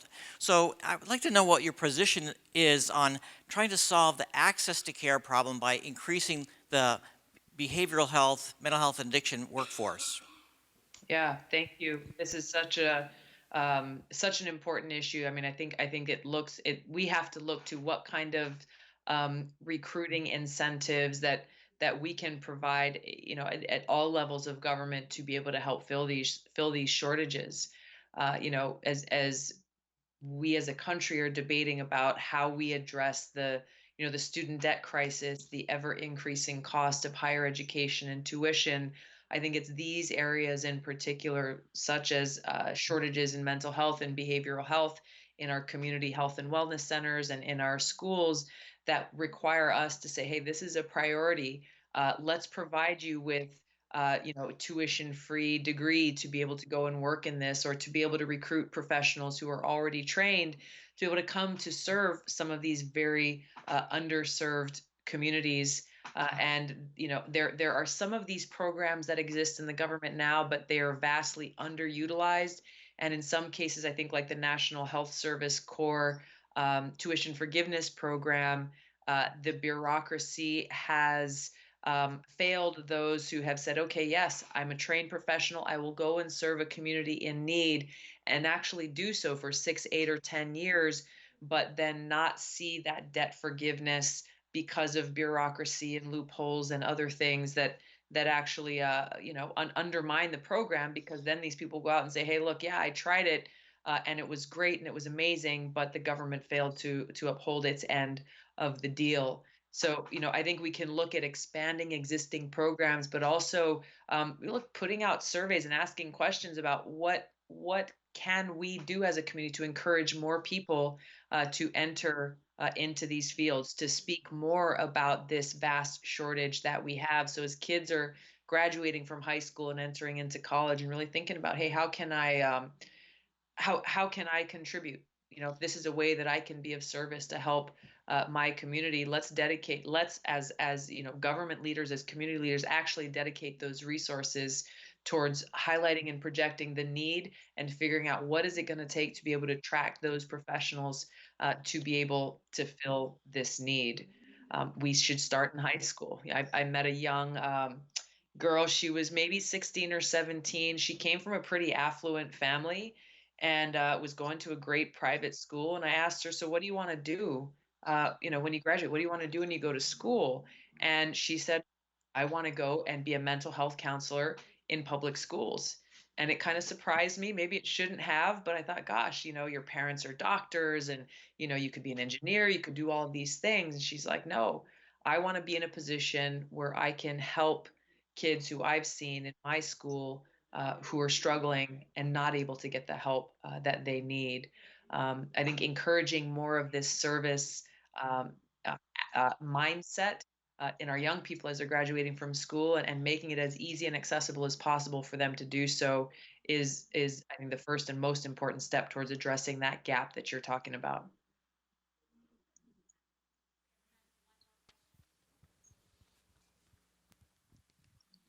Hi, my name's Rebecca Troop. I'm here with Seacoast Mental Health Center. So we see families that and treat people of all ages, and we know that the first years of life are critical for a child's social and emotional development, that children who are given a strong foundation for brain architecture in their first 5 years are proven to be more productive and contribute more to society. But often during these first 5 years, there are chronic negative experiences that can produce toxic stress, and these lead to lifelong problems in learning and behavioral and health. So the interventions that can prevent and treat a young child's emotional health are often focused on the relationships with their parents and their caregivers. So essentially, when you treat the whole family as a unit, you're benefiting the child ongoing. So if you were elected president, what specific ways would you show commitment to supporting the mental health of children and their families? Yeah, thank you, Rebecca. Gosh, really approaching this from a holistic perspective and recognizing the strength of the family as the bedrock of yes, the community, but of this child's entering into the world and their upbringing is so important. I think there are a lot of different contributors to these stressors that often exist for people that need to be addressed. Look, I support paid parental leave for this reason, to make sure that parents have the opportunity to be able to spend this quality time with their child without feeling like they have to rush, maybe after 2 weeks or 4 weeks and rush back to work just to pay the bills. Being able to provide this strong foundation with the parents, that building that connection, parents with their child, I think is absolutely essential. As the child's getting older, I think universal pre-K is absolutely important to make sure that those educational foundations are built. The third thing that I think would play a huge role in providing this layer of economic security and freedom for parents to choose how they are spending this time during this most important first 5 years of their child's life is a universal basic income. This would certainly not pay for everything, but it would provide more of that flexibility and freedom for one parent or the other to be able to make different choices about how they want to spend their time, and their ability to actually just be able to stay home and take care of their child if that's what they want to or are able to do. I think those are some very specific things that can go towards helping provide more choices and freedom for parents to be able to build that strong foundation for their families. but I think it would be remiss if we didn't also address some of the other major stressors that apply to almost 80% of Americans who are living paycheck to paycheck, who have no safety net, who are unable really to think about tomorrow when they're just struggling to survive through today. Vast affordable housing shortage in this country of truly, truly affordable housing, I think is a very serious issue that inhibits parents who would like to be able to have that time to be able to stay home with their child, feeling like they got to rush back to work or not take any leave at all because they're living paycheck to paycheck and they know that they need to be able to pay the rent that month to make sure that their family isn't put out on the street. Healthcare is the other major cause for stress, for forcing people, if they want to stay, they have to stay in a job that they hate because that job provides healthcare, and without that healthcare, their family won't be taken care of. Or being concerned about, the high deductibles, or, if their child gets sick, are they actually going to be able to get the care that they need? I think the issue with our healthcare crisis in this country is a huge stressor, especially at a time when you're just starting a new family, or you have young children who, unfortunately get sick sometimes, or have accidents sometimes, or have other serious health issues that need to be addressed. I believe that what my healthcare plan and vision for our country to address these problems, I call a single payer plus plan, where this plan modeled a lot like countries like Australia would guarantee quality healthcare for every single American, bringing down the cost of what we are currently paying for healthcare in this country as a nation, by look at cutting big insurance out of the equation, being able to negotiate lower prescription drug prices with big pharma, making it so that we can guarantee that quality health care for everyone, while still providing you with the private option, the choice, if you want to purchase supplementary health care insurance, or you've got an employer that's offering you a great plan and you're happy with your job and you want to stick with it. Obviously, you would have the freedom and the ability to do so. But by guaranteeing quality health care for every American in this country, we're able to help provide that peace of mind for parents and for their children, that no matter what their circumstance or situation or zip code, or how much or how little they have in their bank account, that they will be able to get that quality health care that they need when they need it. Joining us, Representative Gabbard.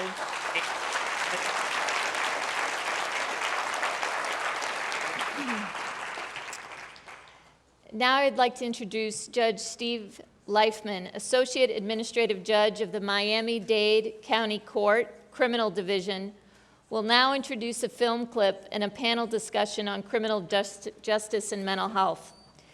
Judge Leifman brings a wealth of experience in the areas of opioid use, mental health, and drug addiction, and how they intersect with the criminal justice system. In 2015, Judge Leifman received the William H. Rehnquist Award for Judicial Excellence, one of the nation's highest judicial honors presented by Chief Justice John G. Roberts, Jr. We are pleased to have him here with us tonight. Welcome, Judge Leifman.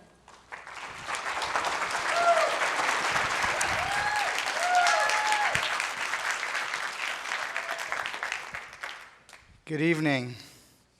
Thank you so much for the opportunity to be here. Many of you may be wondering why there is a criminal court judge speaking at an event about mental health. Because the sad reality is that criminal court judges in this country probably see more people with serious mental illnesses in a day than most psychiatrists will see in a month. What you learn on the bench after several years is that in many ways the criminal justice system often is the repository for many failed public policies. And there is no greater failed public policy in this country than our treatment towards people with serious mental illnesses. When I became a judge, I had no idea I was actually becoming the gatekeeper to the largest psychiatric facility in the state of Florida. Sadly, that's the Miami-Dade County Jail. While the United States has 5% of the world's population, we have 25% of the world's inmates. Think about that a moment. 1 out of every 4 inmates in the world is housed in the United States. In fact, as we sit here this evening, 1 out of 104 adults are behind bars. 1 out of 33 adults in the United States are under correctional supervision.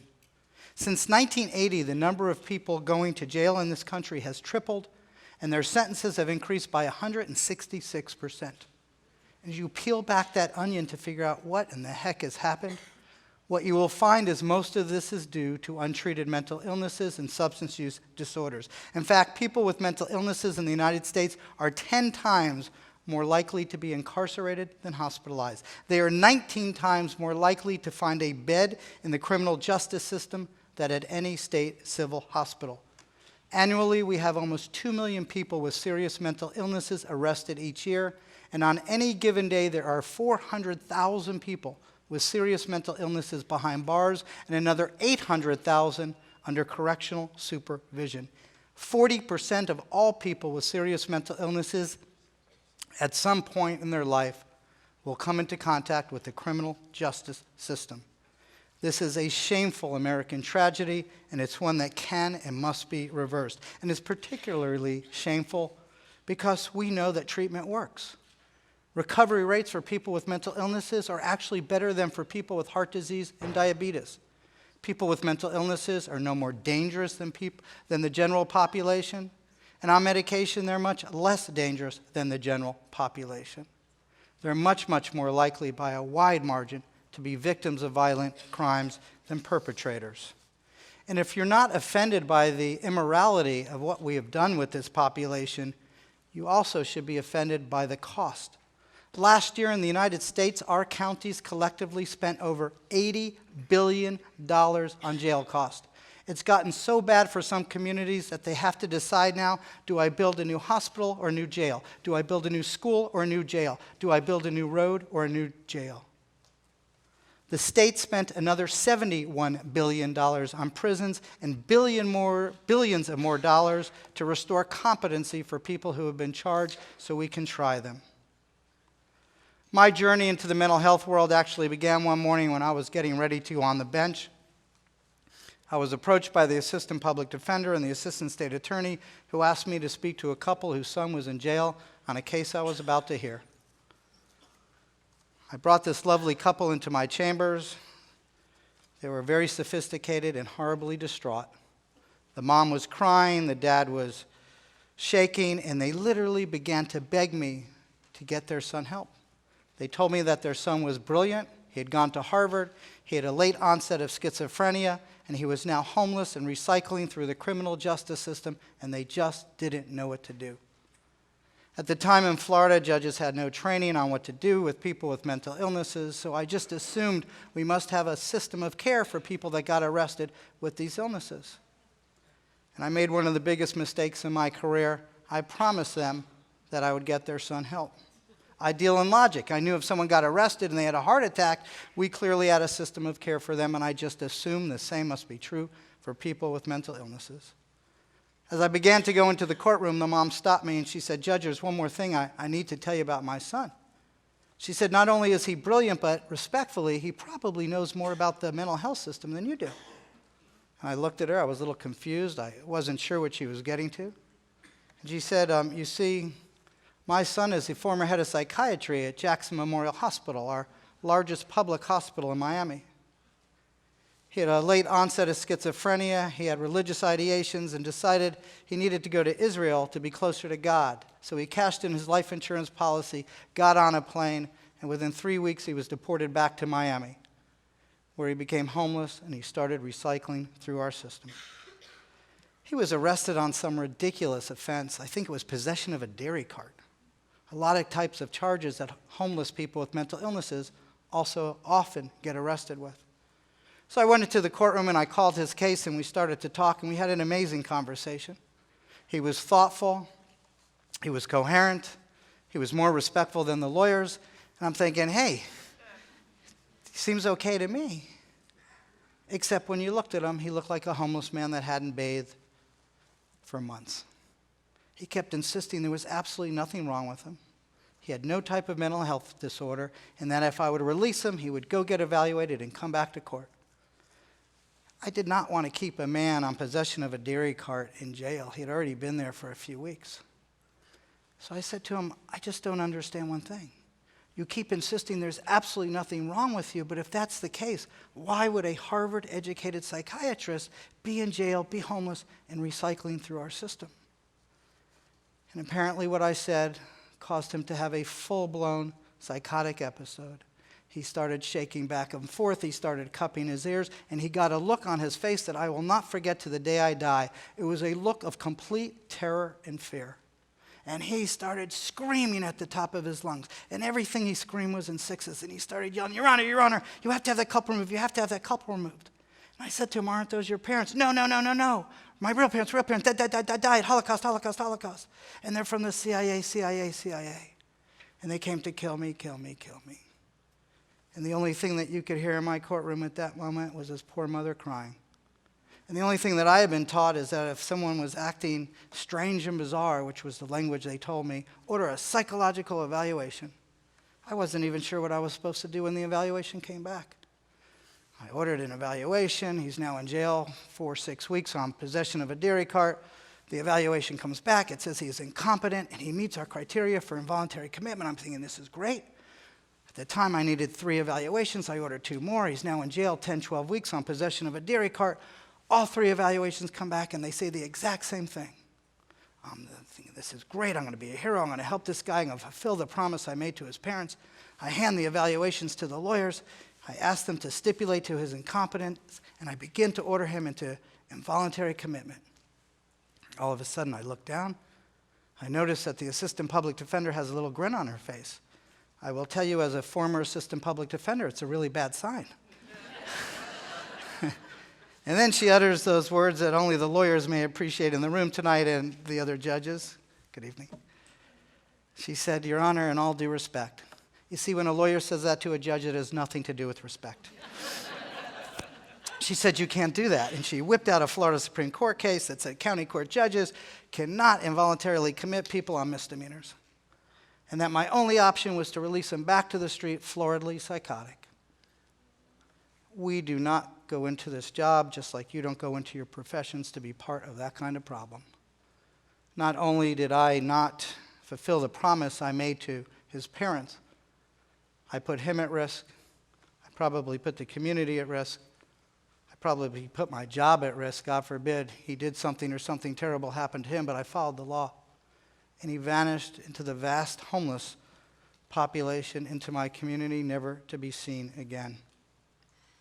I learned 3 terrible lessons that day. One, it turned out that Miami-Dade truly has a very serious mental health crisis. We are 49th per capita in mental health funding, and only about 24,000 people out of almost 3.5 million receive services through our public system. 35% of our inmates were on antipsychotic medication, and we were spending $636,000 a day, $232 million a year, to warehouse people in conditions you wouldn't let your dog in. And until recently, 3.5 of our 9 floors of our main jail were mental health floors.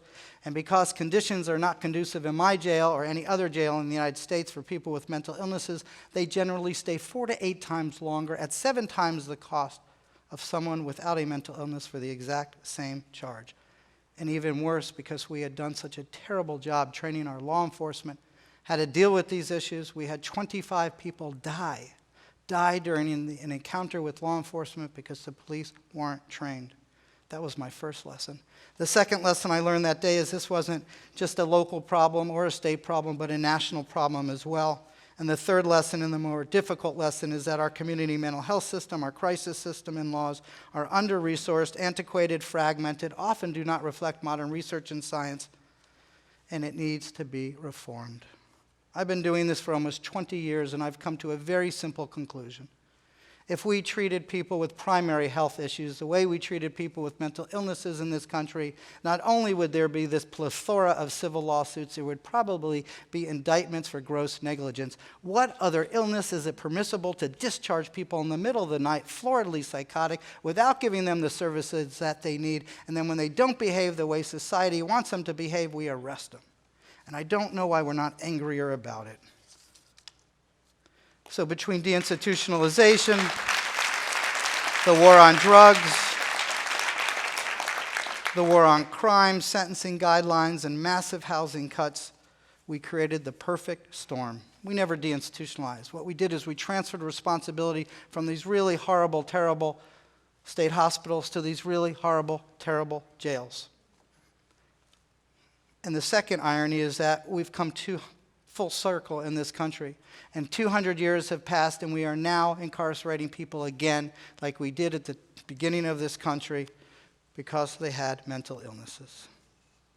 We've seen homelessness increase, police injuries increase, police shootings of people with mental illnesses increase. We've wasted critical tax dollars, and in many ways we've made mental illness a crime in this country. So how do we fix it? Well, for us, it began with a collaboration and a summit. After this horrible situation I had with this psychiatrist, fortuitously the first national meeting of its kind by Policy Research Associates was in Miami. And I went and I met with them and begged them for some help. They gave me their last grant, and we put together this 2-day summit. I think the best thing about being a judge is that when you invite people to a meeting, they come, even if they don't want to be there. And we spent 2 days just looking and mapping out how our community mental health system intersected with our criminal justice system. And what we found is that we were embarrassingly dysfunctional. And so the clip that you're about to see documents the programs that we developed through this summit, where we created a 2-part approach, where we decided that it wasn't enough just to create a mental health court, but we needed to fix the entire system, that we needed to start training our police officers to do pre-arrest diversion. So we started using crisis intervention team policing on a massive scale.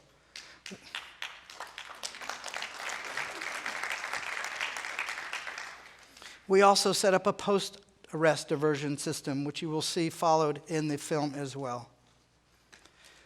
We have over 7,000 officers trained at all 36 police departments in Miami-Dade. And over the last 8 years, the 2 largest departments combined handled 91,472,000 mental health calls. Even more impressively, out of the 91,472,000 calls, they only made 152 arrests. The number of arrests in Dade County went from 118,000 a year to 53,000 this year. Our police shootings stopped. Our police injuries stopped. And we also realized we needed to help our law enforcement officers who suffer greatly from post-traumatic stress disorder.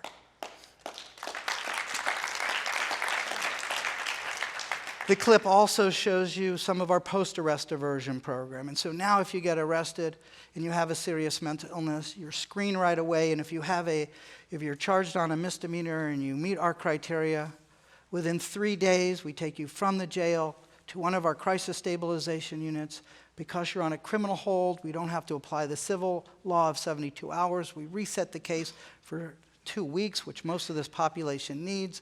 A member of our team goes to see them, works on convincing them to come into our program, and if they do, they're not rebooked. They're picked up from the facility, they're taken directly to court, where one of my 8 peers is waiting for them with food, with clothes, with transportation, with housing. The recidivism rate of our misdemeanor population went from over 70% to 20%. It worked so well that the state attorney realized if you really want to improve public safety, get people treated. So we expanded it to felony cases, which we do the same. Our felony program has seen a reduction in recidivism to 25%. It has saved the county 84 years of jail bed days so far.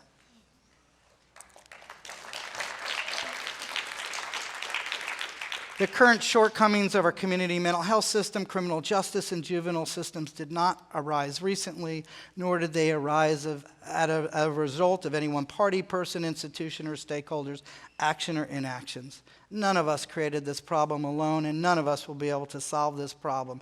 This truly takes a collaboration in the community to fix the problem, and that's what you're going to see on the video. Thank you very, very much.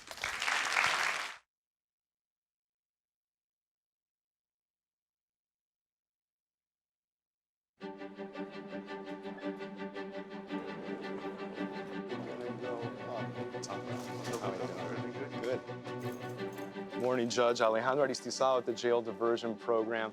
On Mr. Dolan's case, the state approved his participation in diversion. we would like to request Your Honor transfer the case to our mental health court. Anything else? That's all. Thank you, Judge. Thank you, Judge.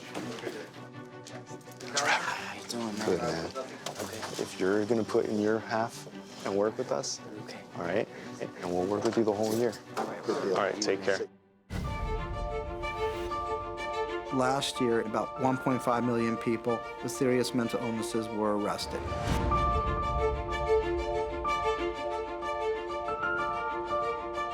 It's foolhardy what we do now, it's dangerous what we do now, and it's cruel because we're not really affording people the opportunity for recovery. Good morning, go ahead and show me 09, radio 4239 Alpha. Complainant was assaulted by her mentally ill daughter. It's still on the scene, 721. 97 people, primarily diagnosed with schizophrenia, cost taxpayers almost $13 million, and we got absolutely nothing for it. I get into jail, I'm laying in a pile of feces, vomit, and urine. There was people screaming around the clock, people being beat down.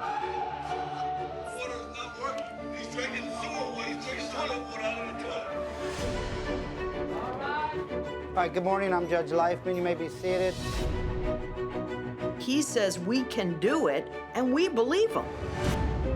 We have this amazing program with amazing people that could help keep you out of here, and I'd like to do that. We are doing our best, Judge, to get him to a hospital to get stabilized.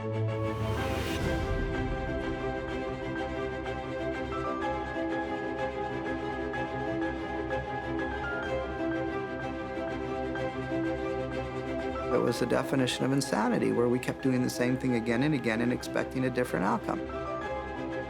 So now we have a totally different system.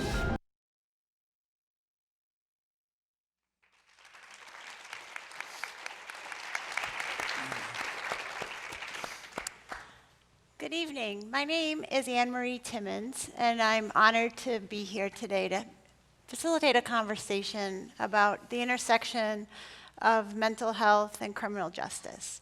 I am a board member of Riverbend Community Mental Health. I see some of my fellow Riverbend friends here.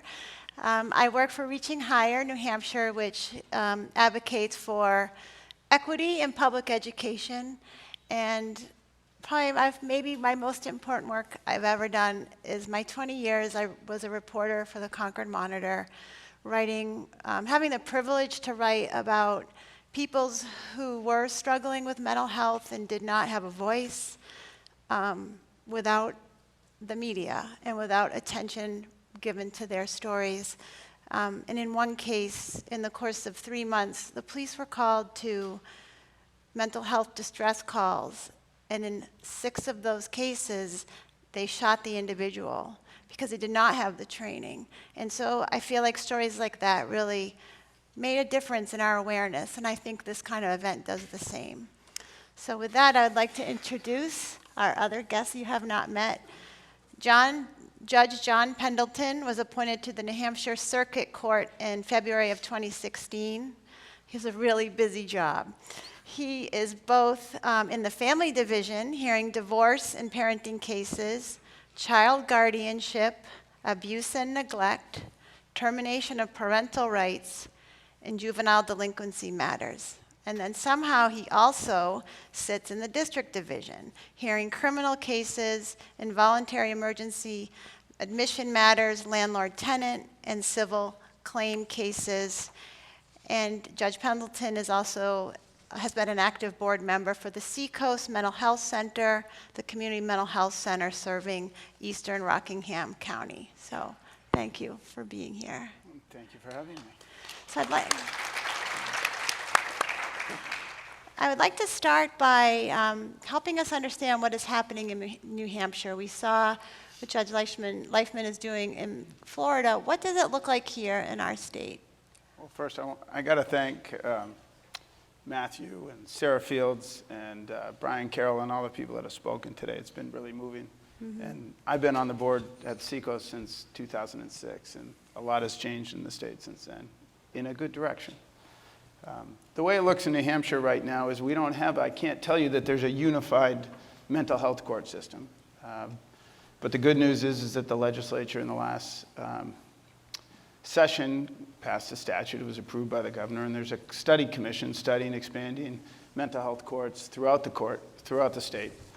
Right now, if you're lucky enough to be arrested in a court with a mental health court, and there are some, Nashua, Manchester, Portsmouth, Rochester, Grafton County, and Concord, those courts have one. But if you're not, you're out of luck. What it looks like is most of the programs run on a similar, they have a similar outline. They include the community mental health provider in the county where the program is, and they have a case manager or a court liaison. They include the defense lawyers, the prosecutor, the police, and the judge. For some people, you get arrested and you go into a tract. It's not near as organized at this stage in New Hampshire as the Miami-Dade program, unfortunately. But somebody brings you up, refers you, and you meet with that case manager. And they do a short evaluation and they decide whether it's appropriate. For most of the programs, you're required already to have a mental health diagnosis, which unfortunately rules out some people. They develop a case plan and that becomes part of a contract. And then there are two different tracks. You can go on a deferred or a diversionary track where you're never actually convicted of a crime, or if it's a more serious offense, you might be pleading guilty at some point with the understanding that you wouldn't go to jail as long as you participate in the mental health court. And then for most people, it means meeting with that court liaison for most of the programs in a courtroom with other participants and the judge. Sometimes the defense lawyer, the whole team is there. Sometimes in some of the programs, it's just the court liaison and the people. And you're talking about how they're doing. And all of us that have sat in those sessions describe different stories of successes and failures, and not all of them are successes. And if you don't make it through, you're usually back into the criminal justice system. But if you do make it through, those charges are either dismissed and they go away, or your sentence is suspended and the case is closed, so you never serve any jail time. Talking to Jim Leary, who runs the Nashua program, probably the biggest, he describes it as really, we're social workers, we're connecting people. The case manager is really overseeing that treatment. And that's what it really looks like in a thumbnail sketch in New Hampshire. Thank you. You described people getting into the system if they're lucky enough to get arrested. It can't be the best way to get someone into treatment. Did I say that? I did. But we know what you meant. Judge Leifman, how does it work in Florida? Sounds like it begins way before it even reaches an arrest. Unfortunately, I can't say it's all of Florida. It's Miami-Dade primarily, and there's a few other sites around the state that are trying to do similar projects. But we have both a pre- and post-arrest diversion system. And so we have about 7,300 law enforcement officers trained in crisis intervention team policing.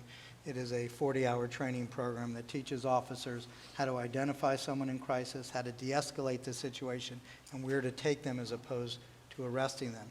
We also have trained all of our 911 call takers. So when a call comes in, they ask the right questions to find out if it involves someone with mental illness to get the right officer there. And so their primary goal is not to arrest unless they really have to. And so our jail audit has actually gone from about 7,300 to 4,000, and we closed one of our 3 main jails. And that's when you really get to talk about real savings. And for us, that saved the county $12 million a year. It's been closed almost 7 years. It's about $84 million in actual savings that the county is now starting to reinvest back into our project. We're in the middle right now of construction. We're actually building the first of its kind facility in the country, what we're calling a mental health diversion facility. So we've been able to help about 70% of the people that have come through our program, but for about 30%, they're just too sick for what's available, and there's nothing anywhere in the country that there's no capacity for them anywhere to give them the level of services that they need. So we're actually building this one-stop shop, which will be what we call a medical home. So it'll have both primary and psychiatric services, dental services, eye services, trauma services. It'll have a courtroom in there to manage cases. It'll have tattoo removal, because people do silly things like psychosis. It's hard to get a job with hell tattooed on your forehead. It'll have training for law enforcement, and it'll have housing, which is critically important for this population. So instead of just discharging people to the street and kicking them to the curb once we've adjudicated their case, we'll take this really sick population that we haven't been able to help and gently reintegrate them back into the community with all the supports. But the good news is we don't have to fix the whole system. We shouldn't be overwhelmed. We had a study conducted, and it's briefly mentioned in the video, but you need to hear the numbers because it applies to everyone. And whether you're in Manchester or Concord or Boston, we all have these 97. And so we have an institution in Florida it's a university that's able to tell a community who the highest utilizers of criminal justice and mental health services are. And so we sent them the names of 3,300 people that had come through our system that we wanted to find out who the highest utilizers were. So they have access to all the arrest records, all of the Medicare, all the Medicaid records, and all of the involuntary commitment records. And so they just crunch all those numbers. And amazingly, they narrowed it down to 97 people. Primarily men, primarily diagnosed with schizoaffective or schizophrenia, primarily homeless, primarily co-occurring, meaning both mental health and substance use. These 97 people over 5 years were arrested 2,200 times. They spent 27,000 days in the jail, 13,000 days at a state-funded psychiatric facility. The new cost is $14.7 million for 97 people, and we got nothing for it. We joke, but we should have sent them to Dartmouth or Harvard. They would have had housing, they would have had an education opportunity, they would have been treated humanely, as opposed to the insanity what we have done to this population, which is make them worse, make them recidivist, and threaten the public safety only because we're not giving them the opportunity. That sounds like such an expansive, comprehensive approach, and I think about where we are right now in New Hampshire. So, Judge Pendleton, are there conversations underway either in the courts or courts in conversation with the legislature looking at where we might go next? Well, I think the idea of the legislative committee is a great step forward, and the idea of having a statewide program to tap into all the different resources that are available is good. I think one of the shortcomings is that we're so busy. The circuit court there are 32 full-time judges right now. I think it was designed in 2008 to have 45.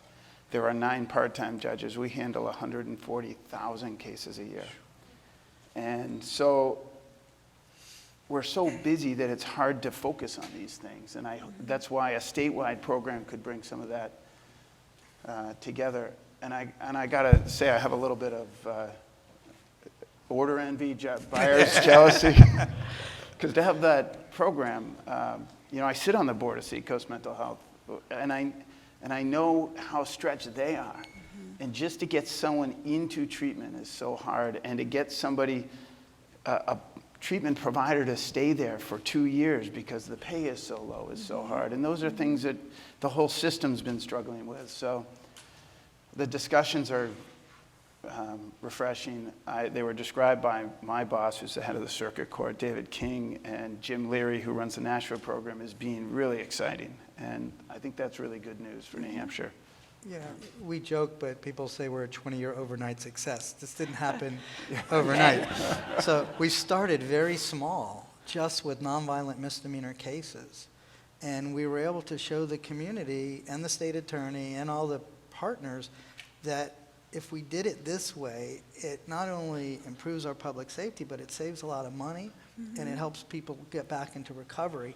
And it's just grown over the years because the county has realized it saves money doing this. Not only did our police shootings almost stop, but the lawsuits against the community, the city government and the county government stopped, which was hundreds of millions of dollars. Police injuries stop, worker comp claims stop. And so if you do the right thing, you get the right results. It's just we have to start thinking it's time to change the structure, and you don't have to fix the whole thing. Just start by focusing on the people that are killing the entire system, and you can start to get better outcomes. I think we have time for one more question. I think we have a room full of people and an audience beyond that are, I think, eager to make changes, eager to do what they can. So what can we do to help the court along or advocate what would be the best thing? So the court should be the last resort. We need to improve the community mental health system so people don't come in. And then when they do, get them out as quickly as they can. So the easiest thing to do, and what we strongly recommend, is holding a summit in each community, because if you've seen one community mental health system, you've seen one community mental health system. And so each community has to get together, and you have to have all the right stakeholders in the room. And what we did is, for a half day, we literally mapped out how the criminal justice system intersected with our community mental health system. And it did not. We were embarrassingly dysfunctional. I remember going around the room and us looking at each other at one point and asking who was more sick. Us so-called smart policymakers that developed a system designed to fail, or the poor people who are just ill and not getting the services that they need to recover. And what we did as a result of that summit, we actually came up with a written collaborative agreement. We didn't need any new law. In fact, that might have gotten in the way. And so we came up with a community agreement that we all could live with, that my state attorney could live with, the public defender could live with, the judges could live with, and we actually had people sign a document saying that they would commit themselves to a new change. And then we picked a date, an arbitrary date, and we just started changing. And it's been generational, and now the state attorneys who come into our courtroom don't even think that it was done differently at another time. And so we've had this institutional change, and it's working. If I just follow up on that, the stakeholders idea, getting everybody in the room together is essential, because that's part of why I was saying we're so busy. We don't have time to know what's out there all the time. And you know, there are different complaints with the system we have now.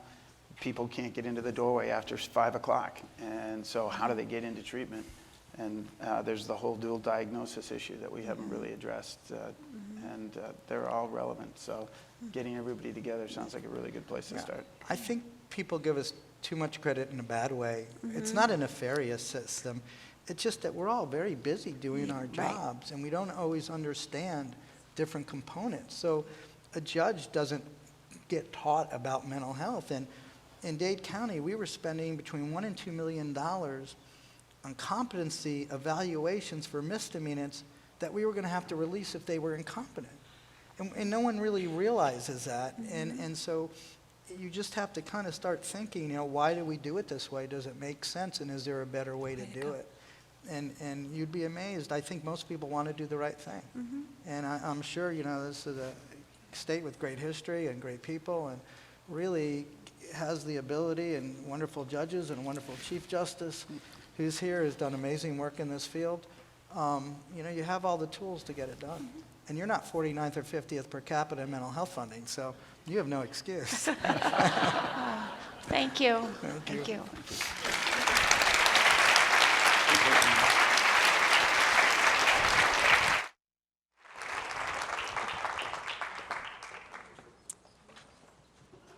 Thank you so much, Judge Leifman, Judge Pendleton, and Anne Marie.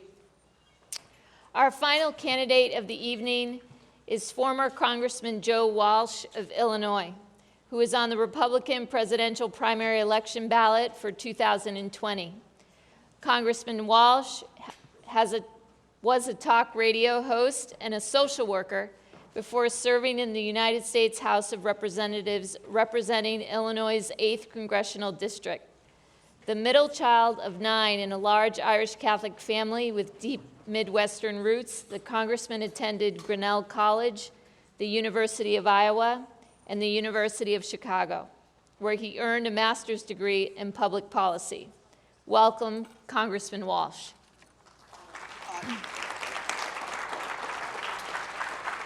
Thank you. It's great to be with you. I know you've had a long, interesting, engaging night. I apologize if I look rather odd or funny. We had a bit of a scheduling thing, so I'm literally at a camp, about to go to a campaign event in a little bit. But it's an honor to be with you. I'm sure that anything I'm going to say as your last speaker is everything that you've heard tonight. And so I just want to make a couple points, and then I'm happy to answer any questions. because I know you have had a long night. I'm a Republican. I'm running against Donald Trump. Money is an issue. Did I hear some? Come on, give it up for that. Taking on Donald Trump, that deserves a round of applause. Talk about mental health. It's Slade. By the way, he deserved that. And by the way, let me just say this. I mean that. When you think about some of the things that this president does and says against Americans, it's crazy, it's cruel, it's mean, it's nuts. But we're not going to spend time talking about Trump. We need money and we need resources to deal with the problem of mental health in this country. But the biggest problem is we don't treat mental illness like we treat other illnesses in this country. We've got to get over that. We've got to change that. We have to treat mental illness just like we treat any ailment or any illness in this country. As a nation, we have to get rid of the stigma of mental illness. And until we do that as a country, and until we treat mental illness like we do any other illness, it's always going to get the short shrift when it comes to attention and resources. Now, I'm running for president. I'm not going to sit here with you and promise you that as president, I'm going to do this and that. If I was your president, I can promise you that I'll use my bully pulpit to talk about mental illness and to do what I can to get rid of the stigma of mental illness.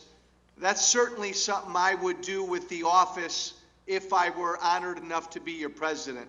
I'm going to stop there, though, because I know you've had a long evening, interesting evening. Happy to answer any questions you might have.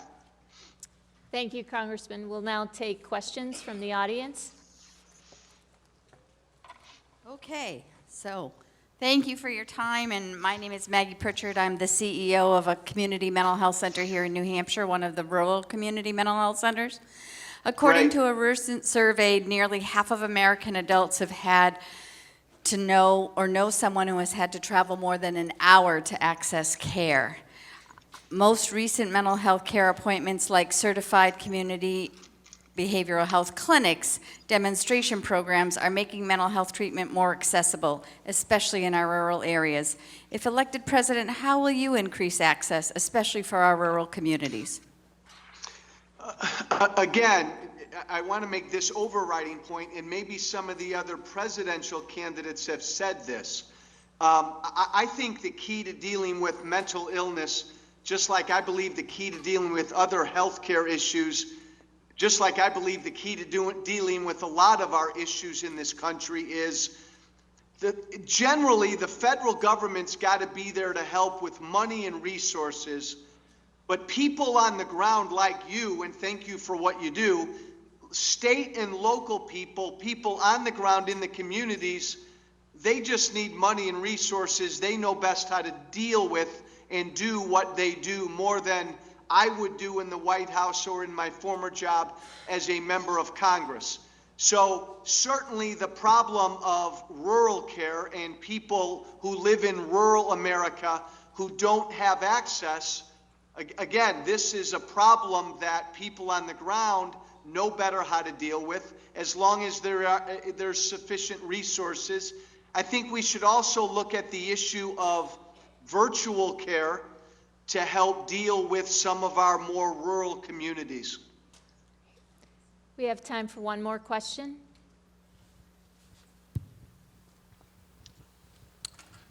Thank you for participating in this tonight. My name is Vic Topo. I run a mental health center also, like Maggie. And my question is, it's related to that one, but I'm going to go off of it a little bit differently. So you were a social worker as part of the introduction. Is that correct? Okay. What is it? Yes, in the city of Chicago. Okay. What is it that with what you did when you were as a social worker that informed you in order to make the right kind of decisions if you were to be elected president regarding access to treatment? that it's not as black and white as most people think. And I'm speaking specifically about mental illness. Again, we've got a problem in this country. It's not new to you. You all know it better than I do. Until we get to a place in this country where we treat mental illness like other illnesses, mental illness is always going to get the short straw. So that's a big problem. But then the other problem is we deal with mental illness in a very disjointed, black and white fashion. We tend to want to medicate too much.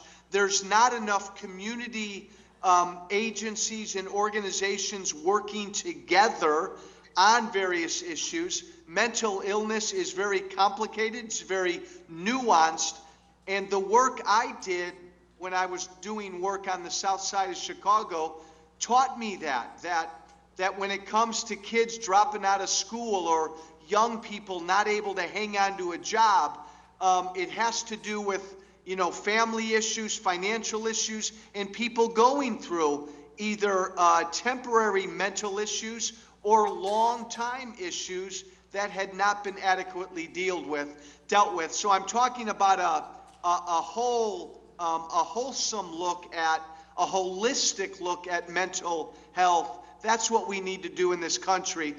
By the way, I just want to thank you all again. I apologize for the picture.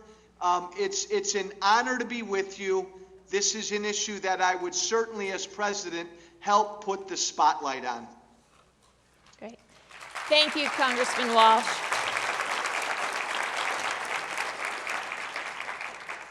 Thank you. Thank you very much. Thank you.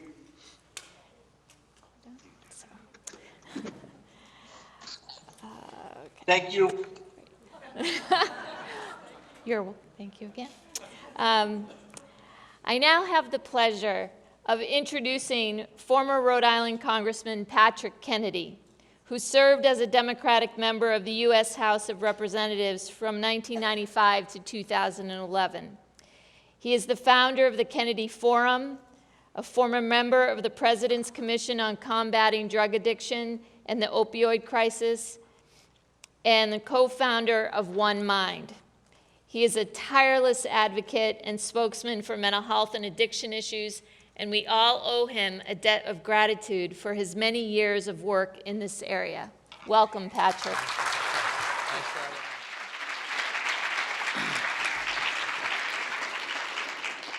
Thank you all very much. My remarks should not exceed about 35 minutes, just to give you. I'm in the portion of the program where it's everything's been said, but not everyone's said it yet. So I just want to start by thanking all of our speakers who have contributed tonight, and especially our candidates who have presented to all of you tonight. You would think that an issue this big that has impacted so many Americans would be more on the front burner of every candidate who's running for not only the presidency of the United States, but frankly, any public office. But evidence would prove otherwise. We're having the United States Congress today probably think in their minds that they're doing a pretty good job on this crisis, because of course they've just spent a record amount of money to address this crisis. $6 billion. A lot of money. 1/5 of what we spent on HIV/AIDS. And our crisis claims twice as many lives. It's nothing against HIV/AIDS. Thank God we got to the quick when it came to going after a solution to better find a cure and then to deploy that cure right away, yesterday, with a public health approach. But what existed then that doesn't exist today is urgency. Everybody says, oh, progress. Really? Progress? it's shocking to me how much further we have to go just to reach the start of this effort to try to bring parity with other public health crises that have faced this country. So why tonight? Well, the reason for tonight is obvious. We need to do something to start to work amongst ourselves to try to build an advocacy campaign that will outlive any particular campaign, and one in which we will have people who care about mental health, people who care about mental illness, people who care about addiction, people who care about criminal justice reform, people who care about education, people who care about prevention, treatment, and recovery, all be in it to win it together, because all of their agendas are the same agenda. And so it's a process.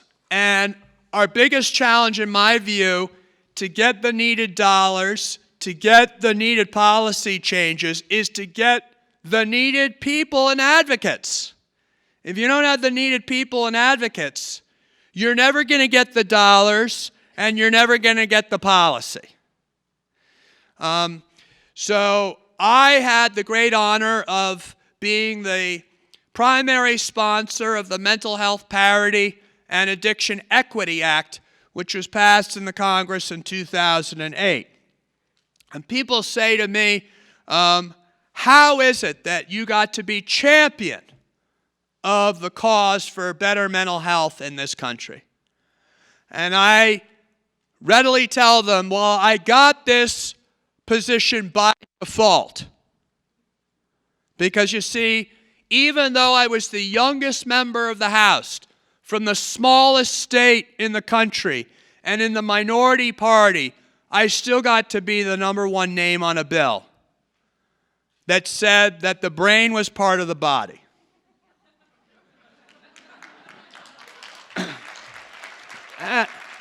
And it only took me about another dozen years to convince all of my colleagues that that was a true proposition. And, I have to say, first my Democratic colleagues came around, then my Republican colleagues realized that, Republican families have mental illnesses and addiction as well as Democratic families, that maybe we should all treat this as Americans. And so we ended up passing the bill. But we've had a tough time enforcing it. And so for the last 10 years that I've been out of Congress, almost, we've been working to push enforcement of the parity law because we really feel it's like our medical civil rights bill. It says no more separate and unequal treatment. We heard questions tonight from people who said, why is it that there aren't the same adequate networks to provide care for people with these illnesses as you would find if you needed care for any other medical or surgical condition? That's about unequal care simply because we treat people with these illnesses as second-class patients in our medical system, if they're treated in our medical system at all. So we have a broader, I think, thing that ties us together, and that is whether your diagnosis is addiction or depression, anxiety, schizophrenia, whatever it is, we all share one thing in common. We're all discriminated against. And we all have an obligation to fight payer denials. And those denials can come in all kinds of... In fact, New Hampshire has one of the 5th highest out-of-network access to mental health of any state in the country. 5th worst. Because payers here clearly have not followed the law, And what it has meant for people in New Hampshire is that they've got to go out of network because their in-network coverage is not sufficient to treat all of the mental illnesses and addictions that they face. And what we say is, well, if it's good enough for diabetes, if it's good enough for cardiovascular disease, or it's good enough for cancer, we ought to have the same access, not having to wait 6 months to be cared for, not having to pay out of pocket in a way no one else would have to pay out of pocket for their medical treatment. And this is a basic tenet of the parity law, is that we be treated with equal rights and dignity. And so I know with our community we have lots of different aspects to our advocacy world, but we have some core things that tie us together. And for those of you who have been interested in the parity crusade, you know, you can obviously find out more about it through mentalhealthforus.net and through the other materials that you'll see in the back of the program. But I just was reminded then while I was talking that I already told you that the program was over, but I couldn't help myself. I had to throw a couple of good rhetorical flourishes in for good measure. You know, I like in my family, you know, we start everybody in public life so early in my family. You know, in the first grade, we're taught to go, instead of give the teacher an apple, we're taught to go to the teacher and promise her or him a living wage. And that's in my family. I don't know about your family. In my family, we're told when the New Hampshire primary is and Iowa caucus is, in case someday we might have the urge to follow in our family legacy of running for public office. So anyway, we have to laugh. We have to share the joy as well as the sorrow. And there's tragedies here tonight, but there's great stories of hope and recovery. I feel so blessed to be in this position to advocate with all of you. And I want you to know that it wouldn't have happened without some of our great sponsors, our championship sponsors.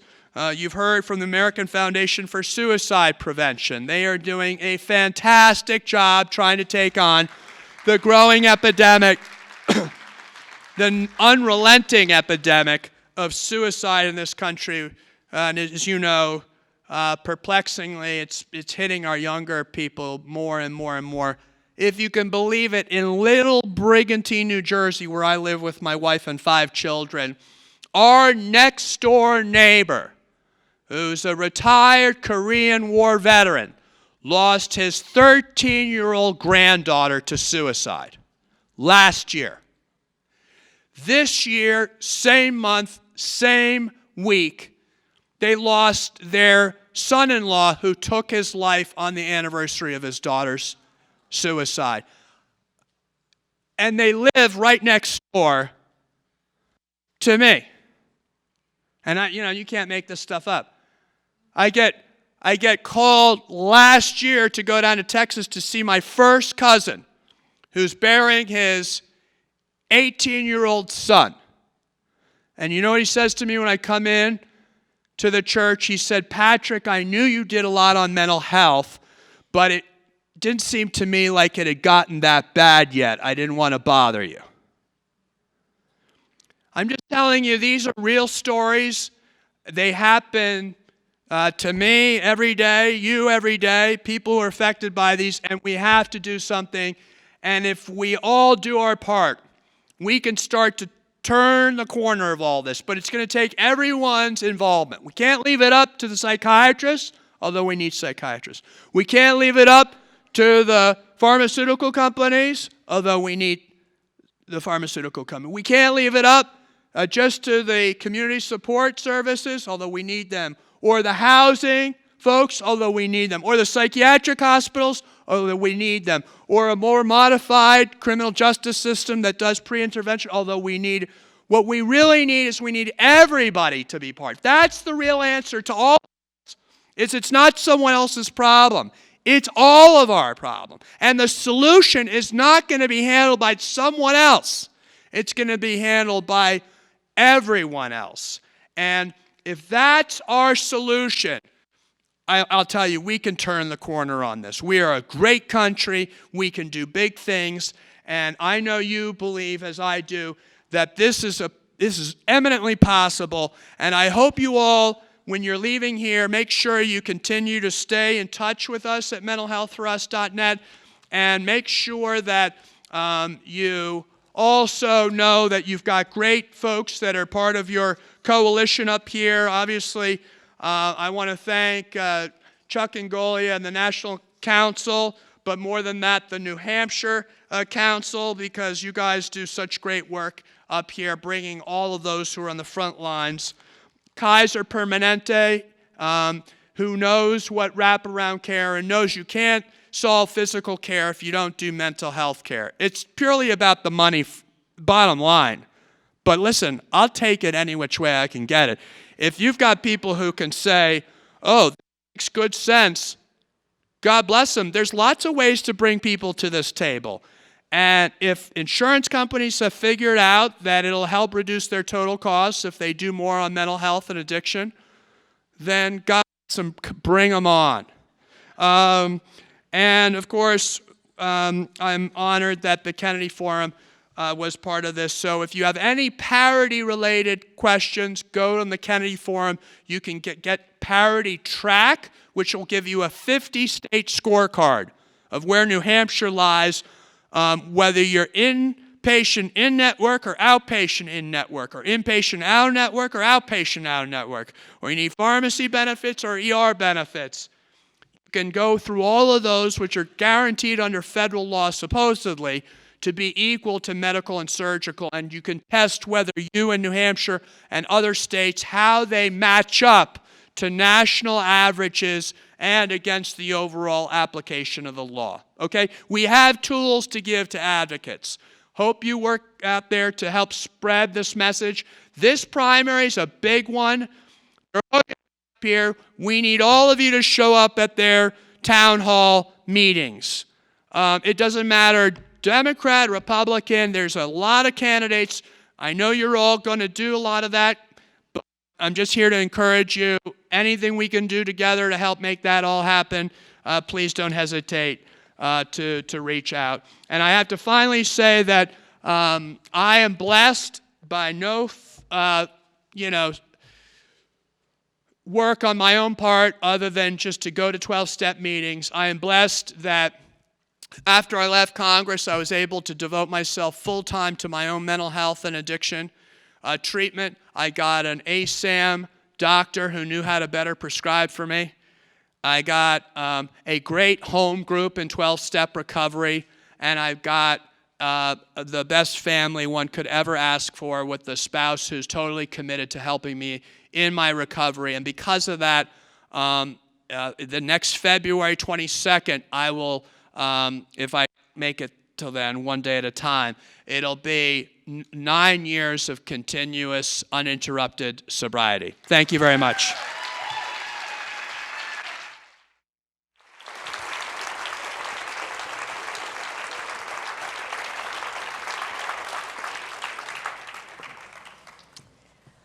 On behalf of the Community Mental Health Centers and our partners who made this town hall possible, I want to thank the speakers, the candidates, and the campaigns. I also want to recognize our generous sponsors again, the American Foundation for Suicide Prevention, Kaiser Permanente, the Kennedy Forum, National Council for Behavioral Health, and our event sponsor, Alkermes. Thanks, Patricia. I want to emphasize that while this is the conclusion of tonight's program, it is in no way the end of this discussion. The town hall is intended to be a catalyst for the 2020 campaign and all the presidential candidates' policy platforms. Going forward, the issues around mental health, addiction, criminal justice, suicide, and veterans health care we heard about tonight should be front and center in the 2020 election. This forum and other discussions about mental health over the next 10 months will help empower advocates inform candidates, and help voters make wise decisions. So I want to thank you all for being a part of this tonight. If you came on the bus, it's outside warm for you. We appreciate your support and all that you do for mental health. Have a great night. Drive home safe. Thank you.